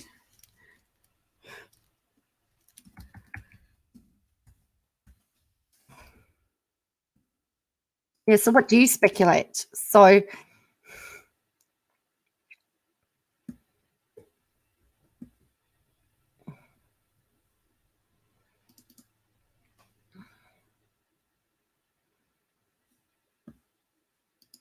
I've never talked, just watch. I'm in the US. Oh, cool. If old Boris could go for a swim, I'd appreciate it. So this is I'd like to take for a swim. Or shall I tell you where the beach was where they need to go? This is so he went for, this is over 50 years ago. So Prime Minister Harold Holt entered the surf beach at Chevrolet Beach in Victoria on the afternoon of 17th of December 1967 and was never seen again. No body or other evidence was found. There's no clues. There's allegations, rumors, insinuations, conspiracy theories. I mean, people still talk about it. Is he still alive? Did he commit suicide? Was he drunk or drugged? Did he secretly belong to a crime syndicate? Was he a communist Chinese spy? So, so he just went for a swim. Never to be seen again, and that's the search. Oh, yes. Dropping into Harold Holt chats. So I'll share this one with you as well so you can have a look. But yes, so it does happen in Australia. You can go for a swim and disappear because it's happened before. I remember my parents would talk about it, and they always said, oh, he got onto the sub and there was some sub waiting for him and he went to Russia, like. But, I don't know.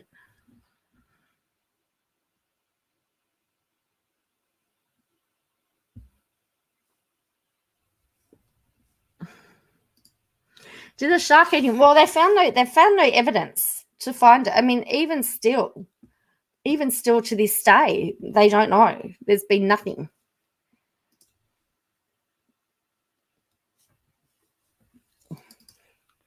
That is insane, isn't it? Just disappeared off the face of the earth. And 1967.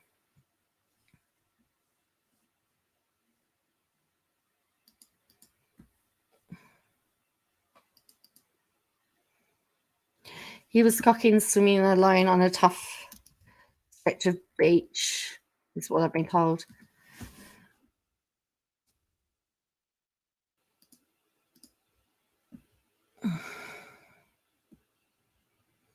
So,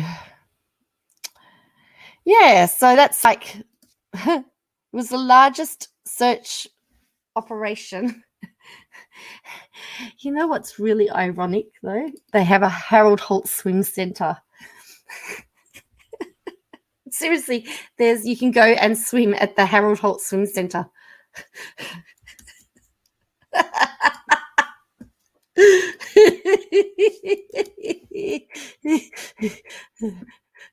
The Harold Holt swim centre. I'll show you a picture of it. Just so, because I like to show my. Here's the Harold. Here is the Harold Holt Swim Centre. There you go, Harold Holt Swim Centre. Look.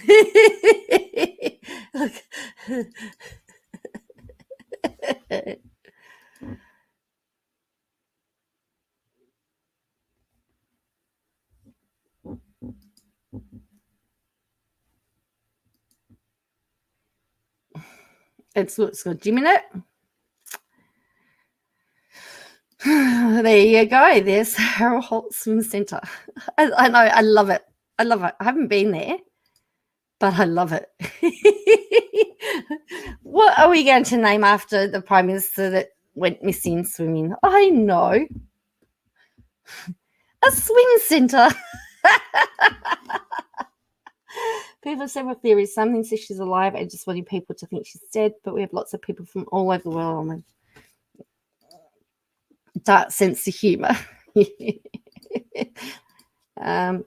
If he just went for a casual swim and there's no other evidence, I believe it would be an animal incident, or maybe tides took him somewhere else without basic necessities to survive. Mate, my dog ate me budgie once. There's no evidence there was ever a budgie after a shark could eat a human. Well, I mean, there's been lots of speculation. Whether it was skydiving when it was attacked by a crocodile in the sea. It was Northwich. Yeah, that doesn't surprise me, MB. Hello, MB. I love the Aussie sense of humour. I don't think I'd cut off my foot, though. And but I wouldn't have stolen that money. Who knows what goes on in some people's head. We're so respectful of our politicians here, especially the ones who go missing. Oh, dear. Hello, Christoph fans always. I don't know whether that's why Harold Bishop did disappear, didn't he? But I don't know whether if he went swimming. I don't know how Harold Bishop disappeared in Neighbours.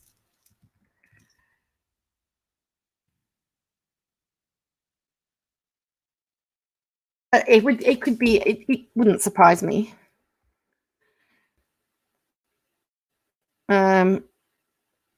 It really wouldn't have surprised me. Oh,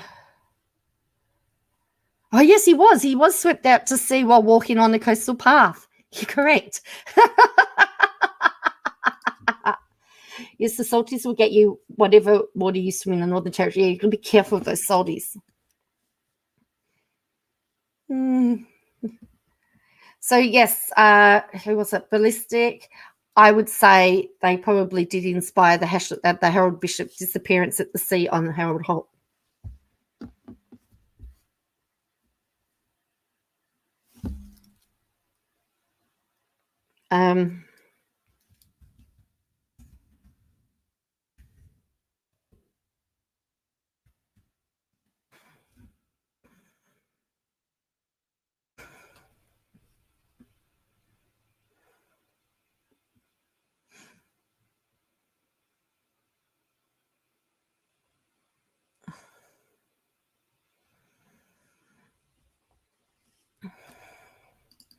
So they apparently he went swimming. Neighbours is my chosen topic.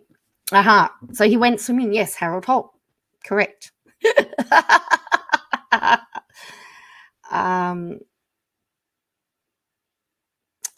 So with Harold Holt, they held a memorial service for him after 5 days. So there've been a number of conspiracy theories. One was that he was collected by a Chinese submarine. He's also the third prime minister to have died, so they presumed he drowned. And he was the third prime minister to have died while in office. John Lyons in 1939 and John Curtin in 1945. John Curtin, was the wartime prime minister. And he was replaced by John McEwen and then by John Gorton. And yes, so I love this. Holt's death has entered Australian folklore and was commemorated by, among many things, the Harold Holt Memorial Swimming Centre. I love it. Oh, dear.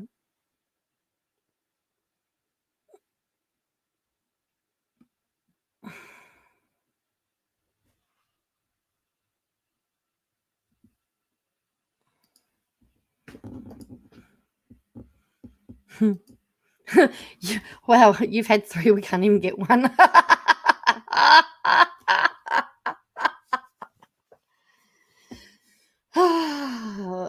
Oh, really? Australia all decided you were a bad influence the other day. We've decided to rescue puppies in summer. Totally blaming. So there are some theories that he chose to end his life, that he was depressed and mentally unstable because he thought his political career was in jeopardy. However, the police report in 1968 ruled out suicide. There was a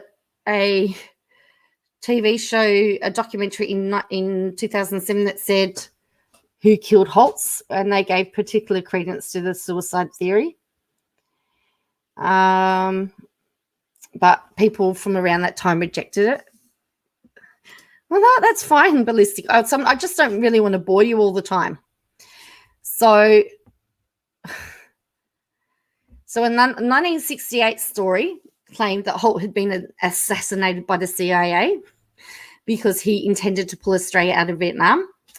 There was also suggestions that he'd been killed by the North Vietnamese or faked his own death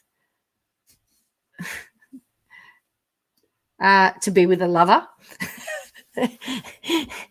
In 1983, a British journalist, Anthony Gray, published The Prime Minister Was a Spy, and he claimed that Holt was a lifelong spy of the People's Republic of China. And according to Gray, Holt faked his own death in order to defect to China, was collected by a frog man who dragged him to waiting submarine. Reviewers noted multiple factual errors in the book, not at least it was physically impossible for a submarine to be positioned so close to the shore. And Holt's wife indicated that he didn't like Chinese food.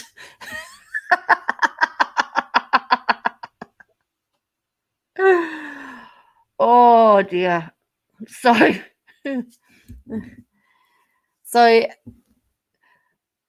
the Harold Holt is frequently the subject of black humour. Travel writer Bill Bryson labelled it the swim that needed no towel. Holt's name became a byword for any sudden or unexplained disappearance. So the phrase to do a Harold Holt is rhyming slang, to do a bolt or to make a quick exit. So if someone has to leave quickly and you say, are you going to do a Harold Holt on us?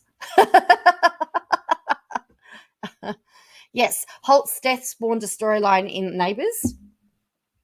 It's been credited with inspiring the fall and rise of Reginald Perrin, a British television series. In 1988, a rugby league commentator said that waiting for Cronulla to win the grand final is like leaving a porch light on for Harold Holt. Over the following 30 years, opposition fans taunted the team by waving posters of Holt's face and dressing up in wetsuits. The club eventually won a first premiership in 2016. So Holt did not have a reputation as being a prolific drinker, but reputed favoured cocktails rather than wine or beer.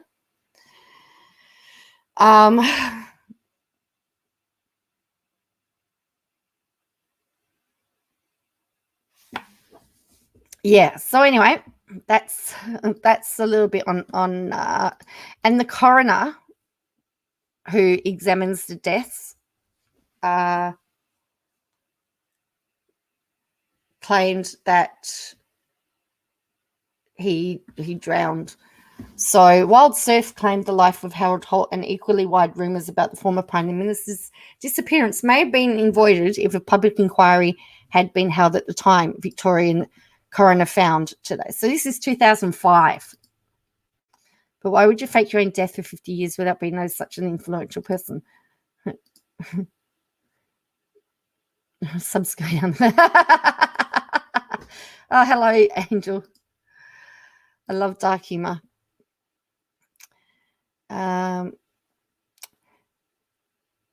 So coroners were previously unable to investigate deaths where bodies were never found, but the Coroners Act of 1985 changed the law, so they were able to do that. So he disappeared in 1967. There was and then in 1985 they were actually able to do a proper report.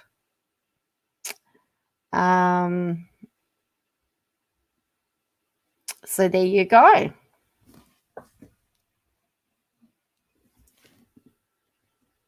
So the coroner said that his investigation analysed all of the available investigative and historical material and found that the only conclusion would be that he drowned. He also noted that hundreds of Australians drown every year in a range of leisure pursuits.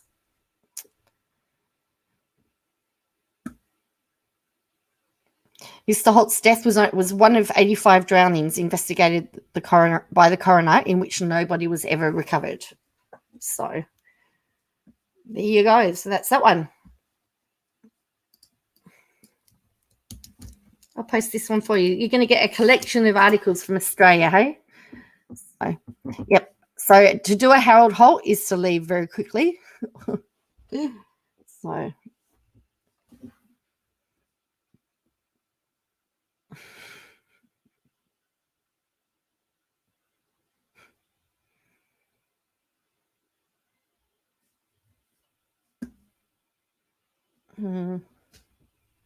So it took him 36 years to do an investigation into his death.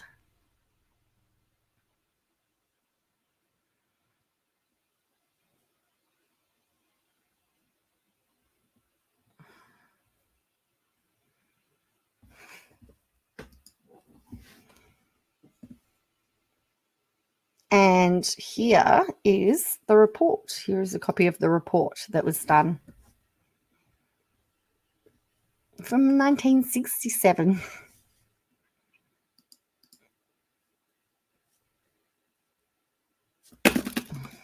Oops. Just dropped my mouse. That was clever, wasn't it?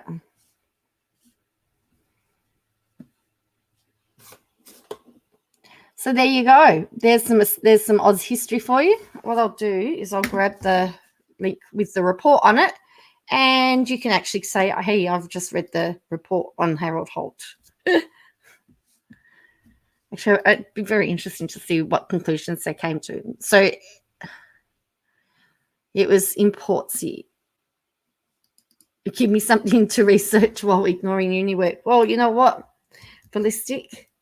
That's what I'm doing too. I'm ignoring uni work too. So that's it. 36 years. That's disgusting. Yeah, I know.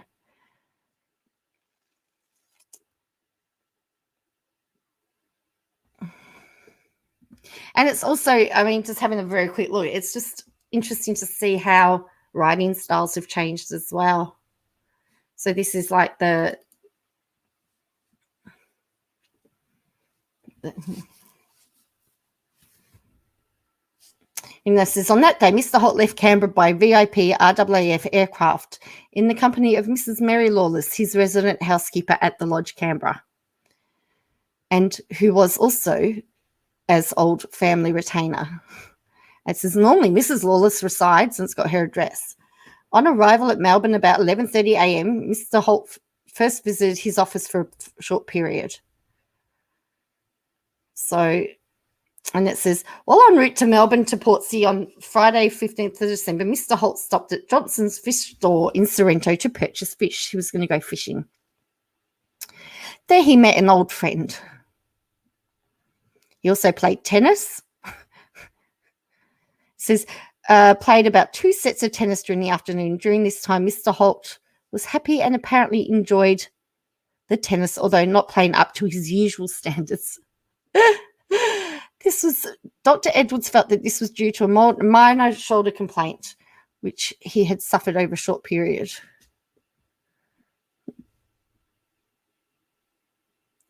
Oh, really? I had never thought about crimes. I remember a story when I was young about a guy around here that faked his death. I was fascinated for some other reason. Cool. Should do a series on Oz crimes. Well, there. Oh. I don't know. I hadn't thought about it, but it was just, you know, I don't know how we got onto the topic about disappearing people and saying about, you know, you were saying about, a body disappearing. And then that just reminded me, Harold Holt. I'm just going to bookmark that because I want to keep that. I want to read that later.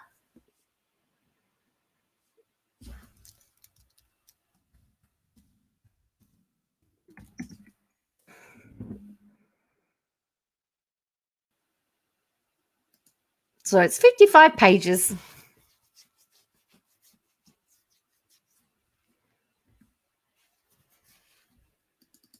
I think there's some quite interesting theory about people taking their own deaths, because the mindset is you'd have to be, yeah, I know. But yeah. Faking, yeah. There's some about people faking their own death. That would be so neat to hear about. Australian crime stories. Love a bit of true crime and mystery. Some really interesting things have gone on in Australia. Yeah, well, we've had people, disappear in the outback. The outback's probably be the most, crimes, mystery. And, of course, the most famous one, the Lindsay Chamberlain one.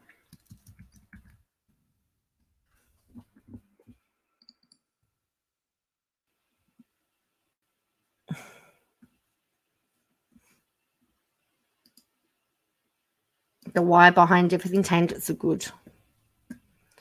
So I just did a search of 10 strangest unsolved mysteries. Ooh. Yes, Peter Valconio was he the? I think he was one of the backpackers, wasn't he? Was he the murderer? I can't remember who he was. No, he was the one that disappeared. Yeah, he disappeared, didn't he?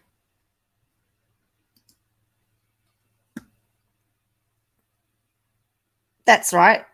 Peter Falconio was the backpacker, and in 2005, Bradley John Murdoch was convicted. Peter Falconio and Joanne Lees, if I remember, the backpacker killer. That's him. I don't think I'd be patient enough to fake my own death. Not really. No, see, I wouldn't be quiet enough. Poor Lindy, yeah. Oops. Isn't Wolf Creek based on... Yes, I believe Wolf Creek is based on that. Dingoes eating poor babies. Yes. Joe, I have to thank you. I watch me after work with Sabina, who doesn't talk and knows what's going on. She laughs when you do. Great. Oh, thank you. Backpacker murders. Yeah.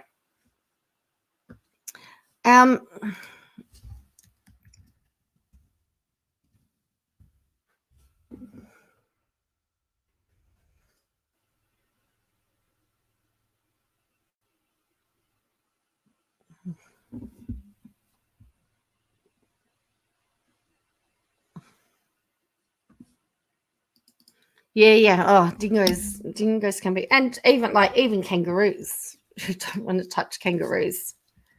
Weird, unsolved.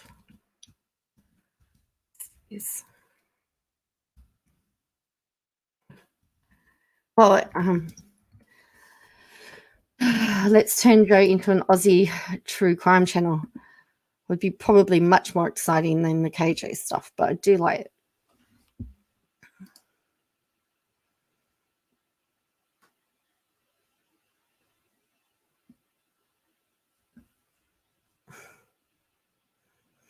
Although she's a true crime. She's a true crime. That's right. Ivan Milat died in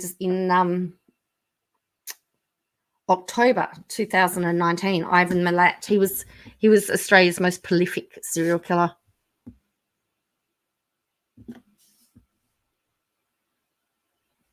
They were all buried in a forest. They found all the bodies in the forest. He served 7 consecutive life sentences. Going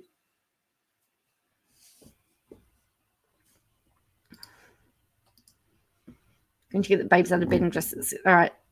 That's okay, Sazzy Noz. KJ, the true crime. Yep. I like that. So.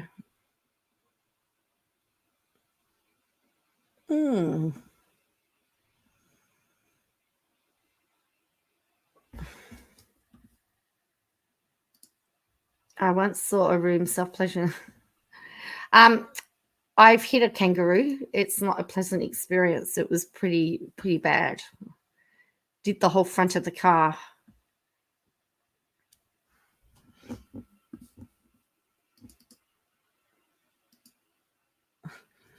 She's a true crime. Sounds like a retelling of telenovela style. Yes, it is, isn't it?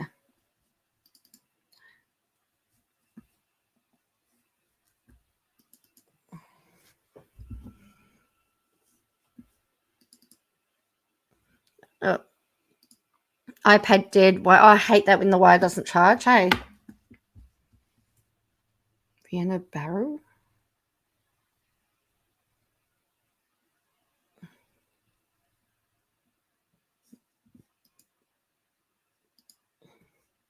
Not quite. You've got to have quite a bit of bushland, so they need to have a bit of open space. But yeah, you can do. You don't have to go very far to be able to find a kangaroo, though.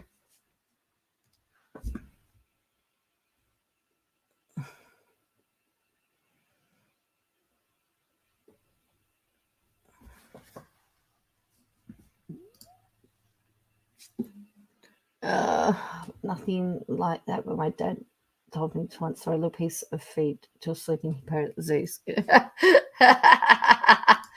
He did great on his cameo yesterday. Yeah, I know. He wants to.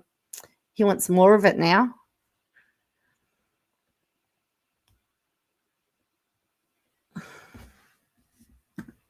So he wants more. So yeah, we're more open, but still suburbs. Roos are everywhere. See, I don't have any roos near me. Because I'm in the western suburbs. If I was to travel like 30 minutes, if I was going to Geelong, that they'd be on the road there, but like I don't see any.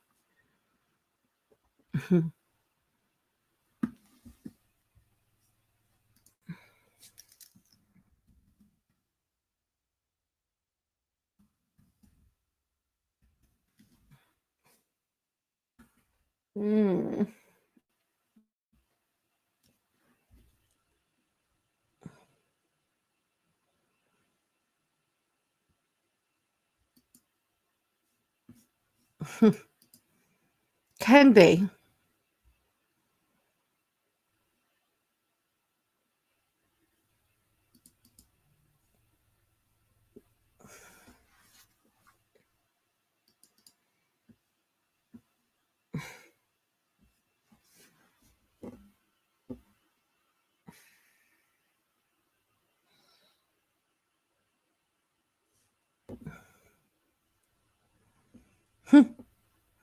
Well, maybe we need to. I've just seen that there's some cases that have quite a bit of money. There's one case, one unsolved case that's worth $1 million.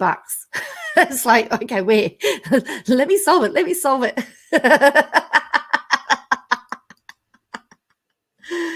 Don't know about hippos, but the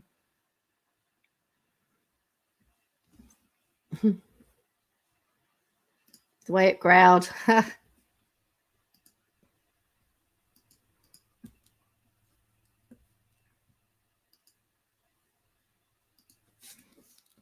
I've got good readings for uni tomorrow, but I already think that I'm already going to go and read the Harold Holt report. I think that's going to be much more exciting than how your brain interprets music.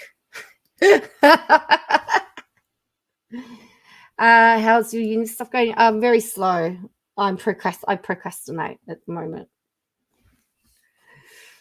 And the more difficult I have with it, the more I procrastinate. So I'm just oh, here's a question for you. I've got a question for you. Talking about mysteries. Here's a mystery for you.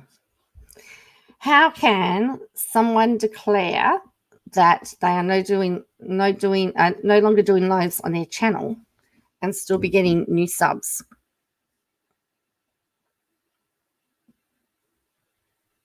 And views.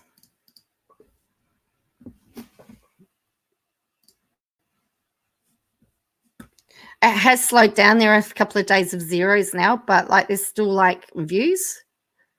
And like Saturday there was 10 subs. Like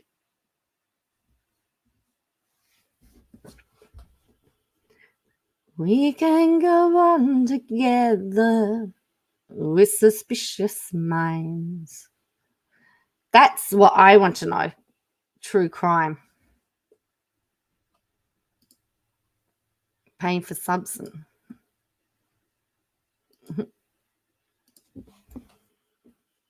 Their dad would just like pull scary pranks on us kids all the times. Yeah, so in musicology, we talked about, so we're talking about how in musicology, how music can affect you. So, you can hear a song that comes on the radio, and sometimes it will take you back to a place, or you'll think of something that you may not necessarily think of just because of the fact that that song's playing. So it might take you back to your childhood, or it takes you back to a memory, or it takes you back to something, to an experience, and music can do that. She's got to be buying subscribers. So this is her other channel. So actually she was due for another, so that she got subs on, she got 1,000 on the 27th and then another 1,000 on the 4th. So she's gained 4,000 subs on the last 30 days.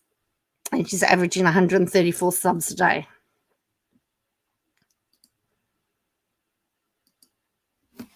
Apparently you can pay for subs and views, yes. Possibly hate watchers. I think you can, yeah, there's some way that you can do that. Music is most definitely takes me back to some type of experience or memory all the time. Yes, and that's what music does. And so we're looking at that, how for us, that's how our brain sometimes remembers things just by music. I mean, since he's been paid 1,000 an hour to watch. Well, that's true, Alison. I watched the UK program where they said they use music chapter because they still remember. Yes, music is the last part of the memory to go.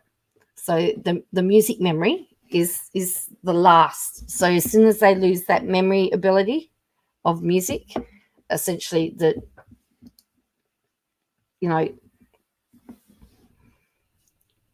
they won't remember anything else. But music is the last part of the brain in the dementia. Sorry, it's the last part that dementia will take hold of. So, which is also very, very interesting. So that's why they use. So when I went to visit my grandma once, they were singing "It's a Long Way to Tipperary," and they were moving their legs up and down to get there. Or they were singing "Daisy, Daisy, Daisy, Daisy." And, and that just to get the arms moving. So they would use all these old songs. I'd like to deep dive about that sometime, Jairus, so I have a past life. So you are all giving me content. Thank you. I'm fond.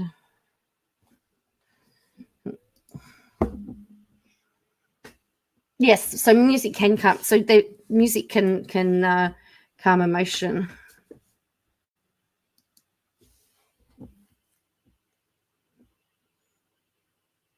Music was how I accessed my memories after trauma, and then it has to be. Yes, that's right. Yeah, so it's very interesting how that happens, and it's a certain type of music can be used more. I shared a story, and this is really stupid, but every time I hear we built this city on rock and roll, my memory goes back to being 12 years old, my first time at a roller skating rink, and the first time that I could actually do a spin on roller skates. Every time I hear that song, I go straight back to that place. But if you were to ask me about roller skating most other times, I can't tell you. But as soon as I hear that song, I remember it all.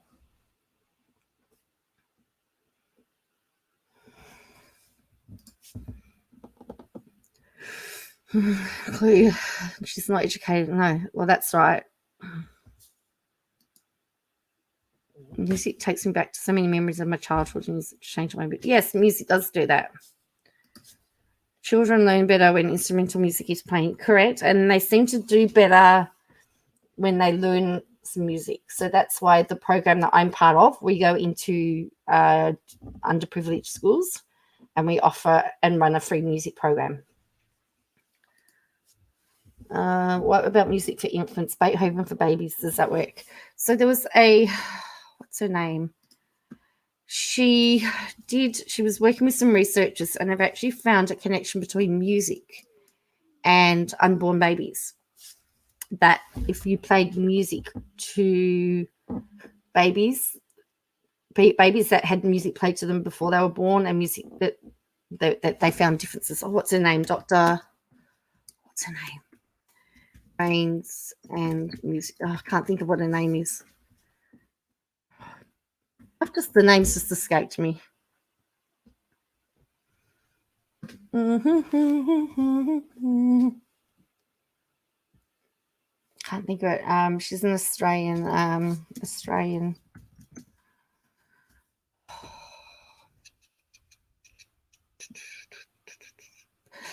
I think it's called Better Brains. Better Brains. I think Better Brains.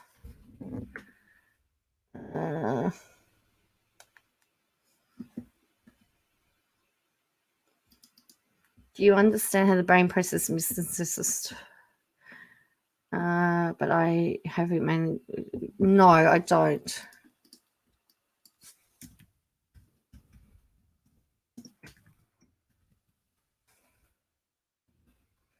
That's it. Where is it? Doctor. Bigger, better brains. I think it's called. Here we go.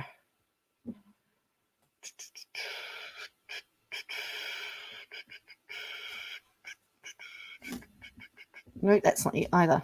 Nope.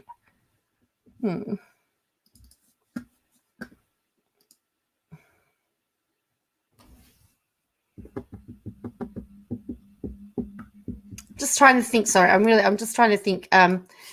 What's her name?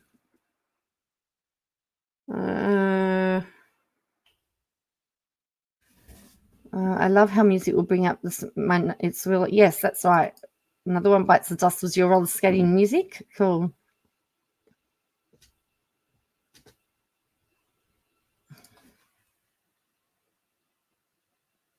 Oh, that's good. See, not everybody does it here.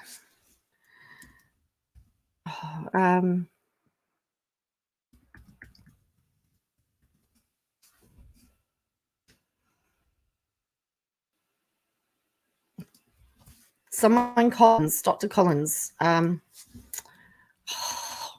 get you a book that you can look up. That's it.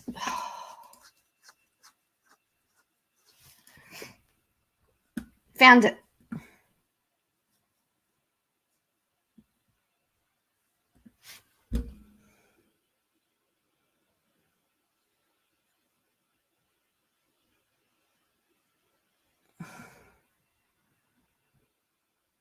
So, I think it's Belinda Collins. Something Collins.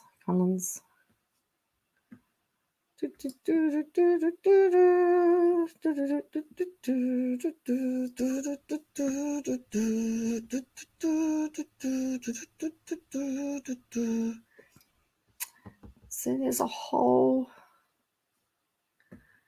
music can give me very depressed feelings. I don't know why, but it passes. It happens. So I guess sometimes it depends on the type of music it is as well. Maybe it triggers a sad emotion for you. Christophan always.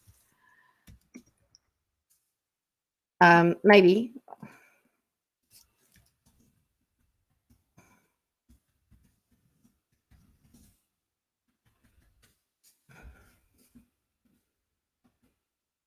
Anita Collins, that's it. Knew it was here. So Dr. Anita Collins has done a lot of this research, and I'm going to show you a book. So this is her, and she's got a book called The Learning Advantage. So she's looked at the difference between children that learn music and don't learn music. So she's a award-winning educator and researcher in music education and brain development. She's interviewed 100 neuromusical researchers.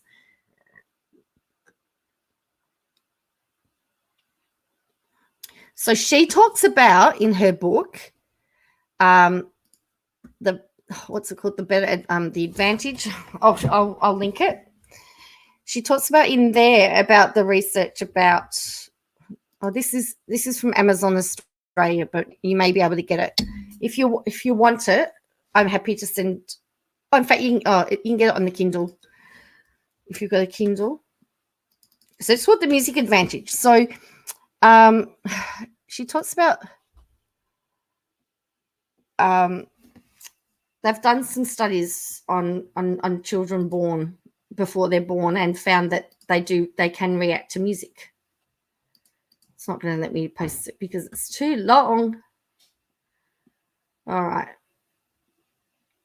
So hang on. It's all jumped. So yeah, same here. Music's the first to go often. That's why we offer the program.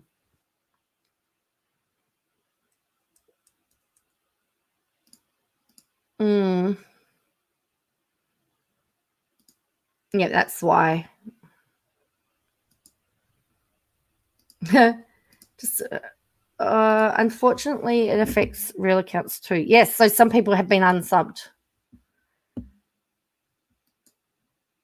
In school, we learned to play a recorder for a term. Then my parents tossed it because, yes, it does sound like it. Sammy J went to Perth Modern School, highly prestigious. Yes, I went to John Forrest Senior High School. Sammy J.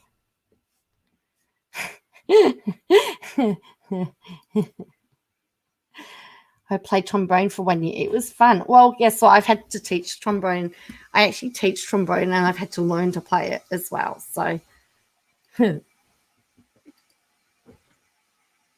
Video. Okay, I did say that was Christoph Anyways. I did always say that I was going to do that, but I never. It's on my list. Create playlists for our Asian brains. Maybe we need to. Sarah loves donuts. So.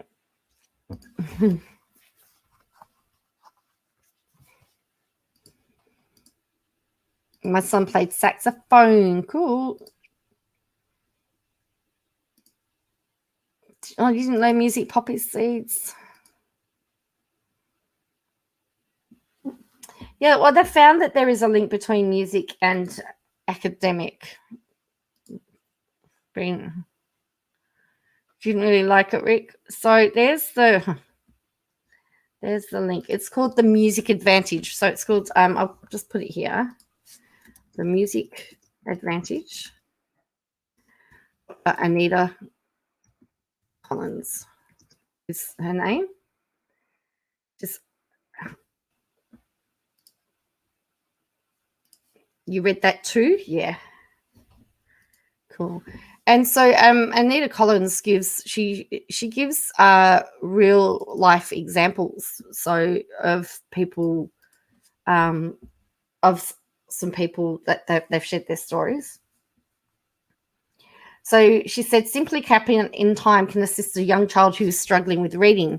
Learning an instrument can help children of all ages dramatically improve their ability to focus on schoolwork, enhance their memory, and improve behaviour. Playing in an orchestra develops children's social skills. Learning music can give child every advantage, whether they are not coping in school or they're doing very well. So she breaks it down to from birth to big school. So how your baby hears everything, about the power of the lullaby, why your toddler won't stop singing, getting your child to read with music. And then part 2 is about the 5 to 7 year olds. And then bridging the gap, 9 to 12, then 14, and then 12 to 14 to adults. So it's very, actually, I haven't read the book yet. I need to get the book. We were rivals, Sammy J. We were rivals, big rivals.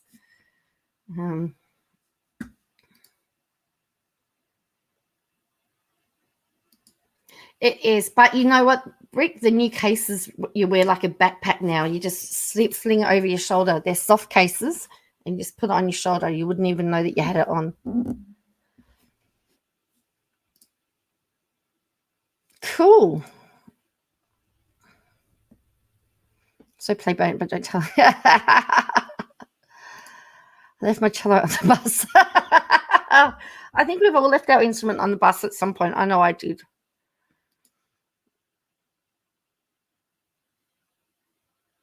Oh, it's rubbish. Academy. What you eat during pregnancy is also foods I adore. I was huge on. Yes, that's true. Cool. Oh, really? See, I can't do that. Sammy J, I can't play flute. Oh, cool. Play violin and flute. Nothing happened. I wish they wouldn't give kids recorders. I know. I hate recorders.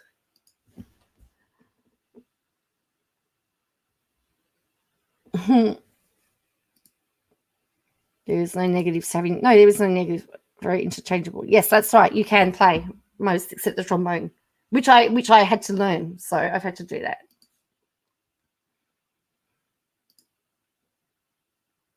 My kids had a choice and they played violin. Oh, not ready. Yeah.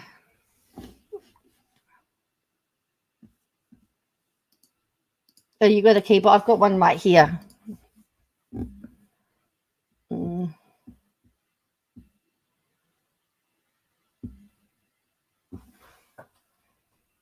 So yeah, I have to get this music advantage.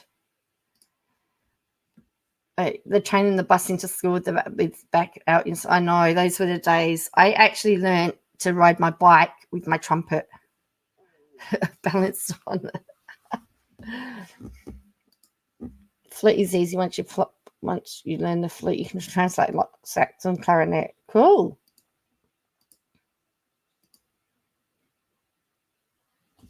Oh, that's interesting.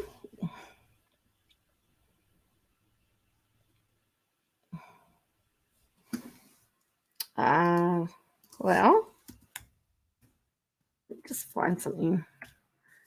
Maybe I would get my headphones to my stomach and get her to move proper position. Cool. Kids don't do what you want them to do anyway, do they?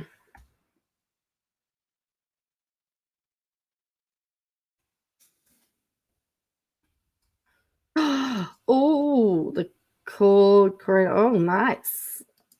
Oops. I tried clarinet recorder. My parents cringed every time I came home with another instrument. Oh, oops. Got to be clocked. Christopher always says she's got to be clocked in at 8. Whoops. Where are we? Oh. What do you think of brainwave music? I don't know much about brainwave music. Ballistic. It's definitely one of my interests. The case made I know it was great, wasn't it? Chakra balancing music. Yeah, again, I don't know much about that.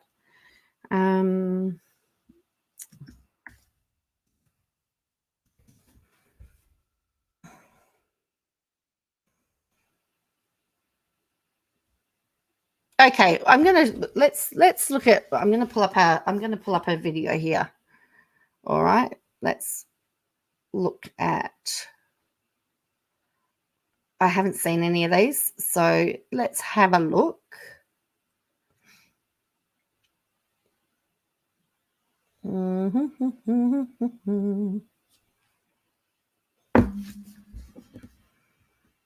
There's a really good, and again, I don't know that you'll get it, but I think it's something. I think you could get it on YouTube called "Don't Stop the Music," and it journals it. It actually chronicles the journey of instruments in schools that are totally disadvantaged and the change that happened. So, have a look. Nope, don't stop the music.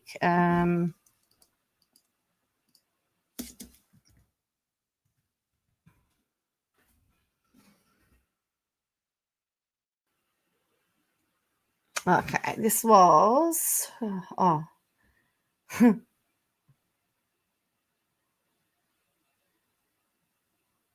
nope, it's not going to work. All right, here's one for you. All right, I went to this primary school. Okay, I want to show you something. I went to this primary school, but we didn't learn this. But schools change so much. So this is, so what happened is they ran this documentary and they put a call out and said if anyone had any musical instruments they didn't need, if they could donate them, and they would give them to schools to help start music programs for kids that couldn't access music. So this is one of those. So let's have a look.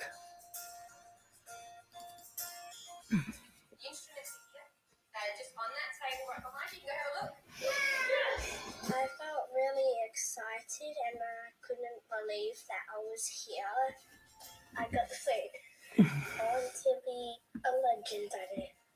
Students who learn musical instruments have better results academically and are better able to self-regulate. So it's so exciting to be able to access instruments that we wouldn't normally have access to. My dream is to become the best violin player. Then I can play it for people.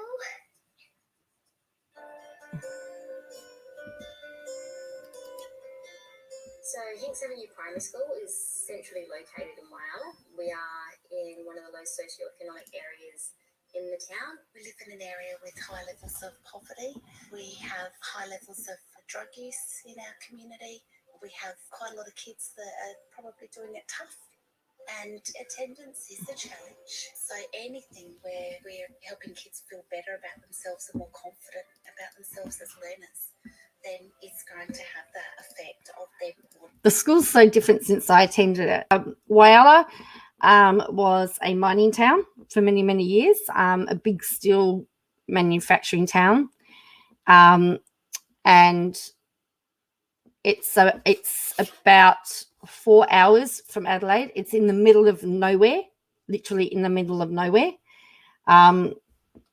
It's a really big mining. So if they don't work, you've been there a few times for work. It's the end of the earth. It is the end of the earth. And it's always been known as low socioeconomic.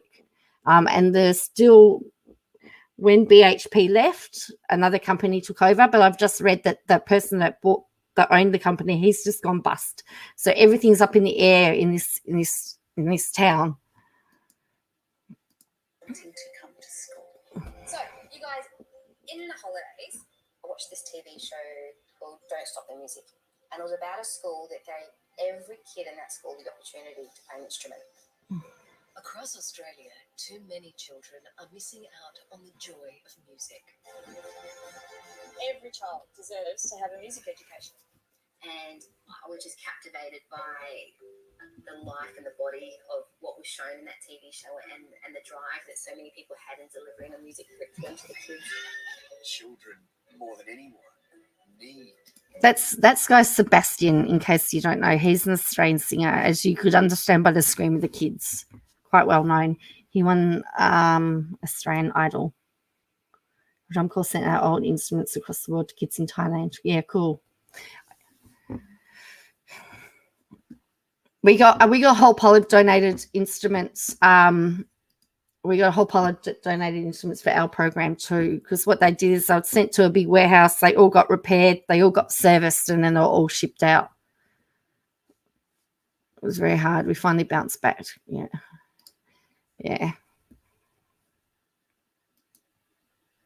Music. And they had an opportunity for other schools to apply for musical instruments which had been donated. come on Australia, get those instruments out of the cupboard and down to the salvos so that we can get it into the hands of a kid who can use it. When I put in the application for instruments, I was really hoping for woodwind, as that's what I felt the most confident in. So when I saw it was violins that we were getting, my first thought was holy poop. She said, I don't teach violin. I don't know how to play a violin. But you know what? She learnt. Thankfully, there are some fantastic books and there is YouTube videos, and I was able to say a couple of steps ahead of the kids while I'm being teaching them how to play. Well, she is super passionate. Yeah, love the dedication. Okay, so I need you to take your violins out.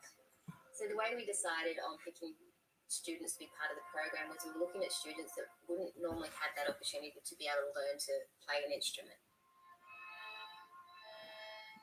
The program is still very, very new, and so it's been a big learning curve for them. Is it the right note? Do I need to change it anymore? No. So for one of the students, it has had a really big effect. She's attending school regularly. She tells you straight out it's just because those violin lessons are on that day that she actually comes to school. The violin is my favourite subject to any other subject because it's very new to me and it's really fun to play. When I first met her, she would spend a lot of time, walking out of class and crying because she wasn't able to regulate her emotions to be able to engage successfully with her peers. When you're really mad at someone, it can help you calm down at them, and you can. I've found that too in my program, that I've got kids that are coming now, and Friday's their favourite day because they get to do their music. So this is what I'm passionate about. This is what I do. This is what I do on a Friday. Is I teach music to kids that wouldn't normally have music lessons. Always write a song about it, and then a sorry song to your friends. Within 10 weeks, we've seen a massive turnaround in her ability to be able to self-regulate her emotions and then talk about wanting to write songs about it. So that's just absolutely fabulous, and we can see the results. We can see the results with our kids. Now, in our next lesson, I want you to go back to exercise 4. When I grow up, I would be really excited for playing violin in front of other people because they'll probably say, that's awesome, how can you do that? And then I'll say, because I practice and practice. So we just put these in there, check it out. So we were only offered a few violins, which got all put to great use. Sadly, there were some other kids which were very, very interested in being part of the music program, but we didn't have the instruments at the time to offer. However, we have just received some flutes, clarinets and saxophones, and we're going to implement them in our program straight away today. Try and make a noise. A chance to learn an instrument makes me feel pretty good because most of my ancestors played an instrument, mostly the didgeridoo.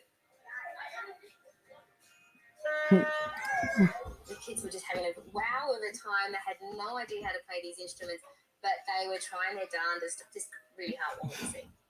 That's what I love about music, because it helps the person who's doing it make more confidence in themselves to actually do more stuff. Challenges for these kids can be quite complicated, and for students which aren't engaged, and then to be able to take on an instrument and then suddenly get engaged back in school, there's not a better feeling than that. We're in the business of making a change one kid at a time, but the idea is to make a change in the community. So the fact that people have donated their instruments to us, the value of it is huge. It would be great to see that take them to wherever they want to be in their future and be whoever they want to be.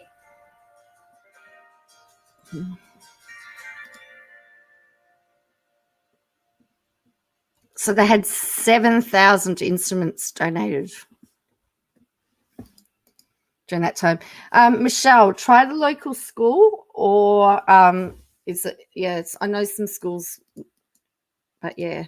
So anyway, so that's one of the programs that Dr. Anita Collins has gotten behind and is really implementing, and she's got the research to back up that My mum's a hot mess, so we had nothing but my mum's Nana's music teacher. I like piano singing.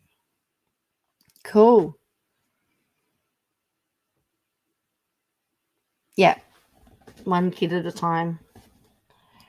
So I'll tell you. I can tell you a story that's happened. So we had a kid who I didn't know this, but they said, look, he's autistic, he really wants to be on the program. And there have, again, been evidence to show that music can help with autism. In fact, I teach Harrison the cornet.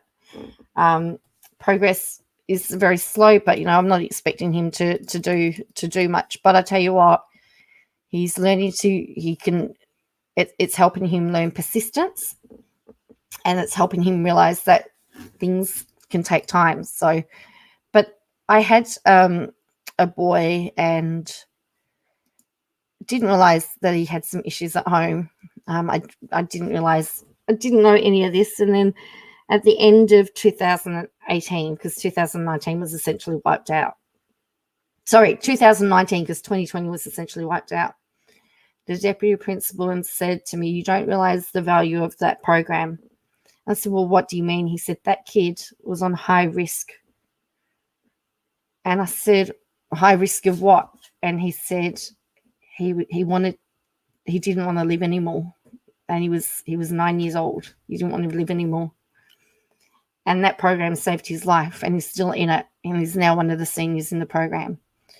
So for me, I've seen what it does to kids. So I'm really passionate about that program.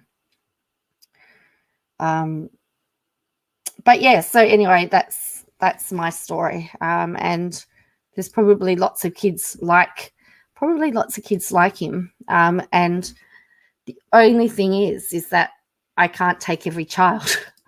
I would love to take every child and teach them an instrument, but we have to have numbers. So now we sort of go, we now take the most at risk. We take the ones that have been identified as at risk. So yeah, it's been a real eye-opener. So yeah.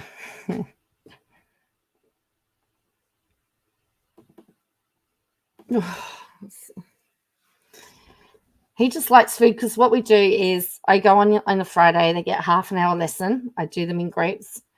Then we pick them up we have a bus and we pick them up. They come back, they have they get afternoon tea.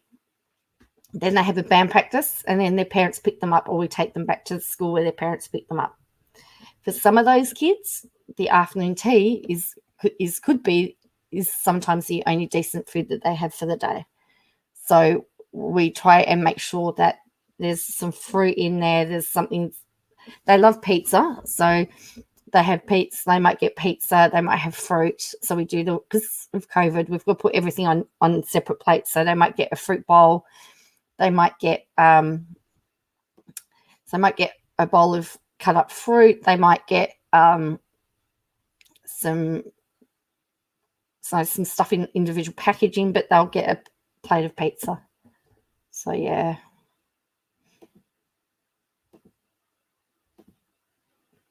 I tried to.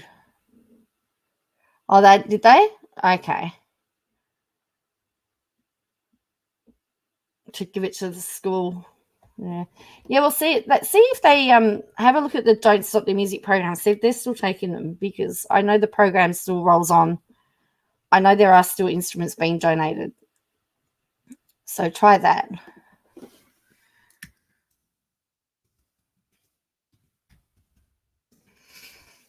So anyway, on that note, I think I might leave it there, because I will. Oh, wait, I'll donate an instrument. Here we go. Hang on.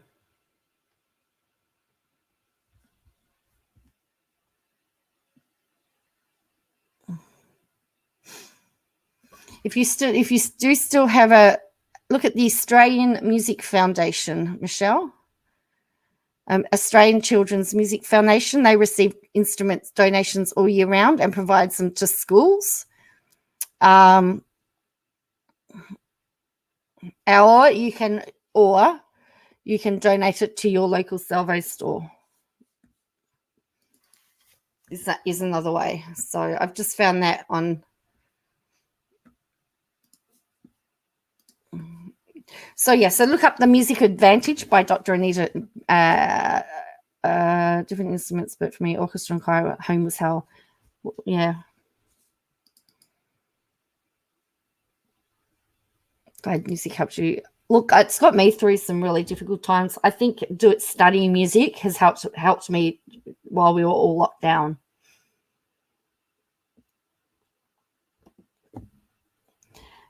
So, yeah, so the book is called The Music Advantage, if you're interested in it, by Dr. Anita Collins. I think I've tagged it or put things in there. But it talks about the importance of music right through and all the research that has been found in it.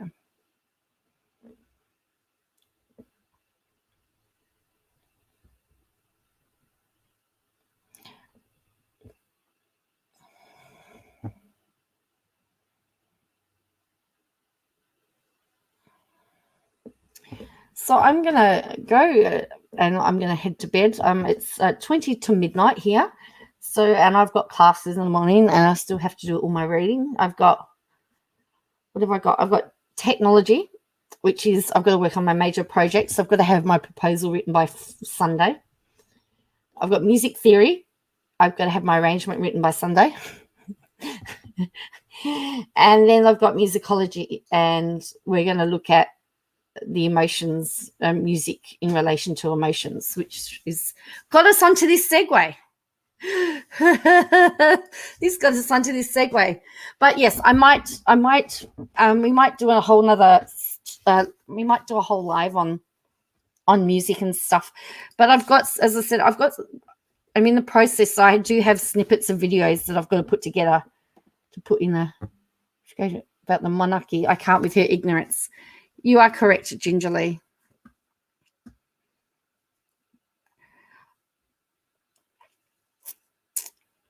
That's correct. I think, yeah. It's just bizarre that she's gone, oh, they've said it on the interview. It must be correct. Well, if we take that narrative, then we've got to go, oh, Tardy said it in a lawsuit. It must be correct. Anyway. Okay, so you've saved all the articles for reading later, Wind Whispers. Thank you. It's great. So, yeah. So what have we done? We've looked at some royal family stuff.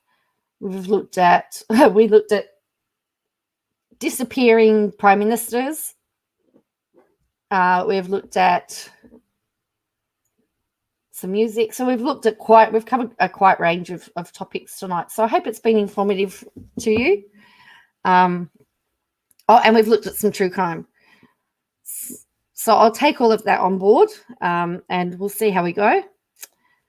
Good night, everybody. But yes, the video will be up, so you'll be able to scroll down and get the links. A good show today, Christoph Analyst.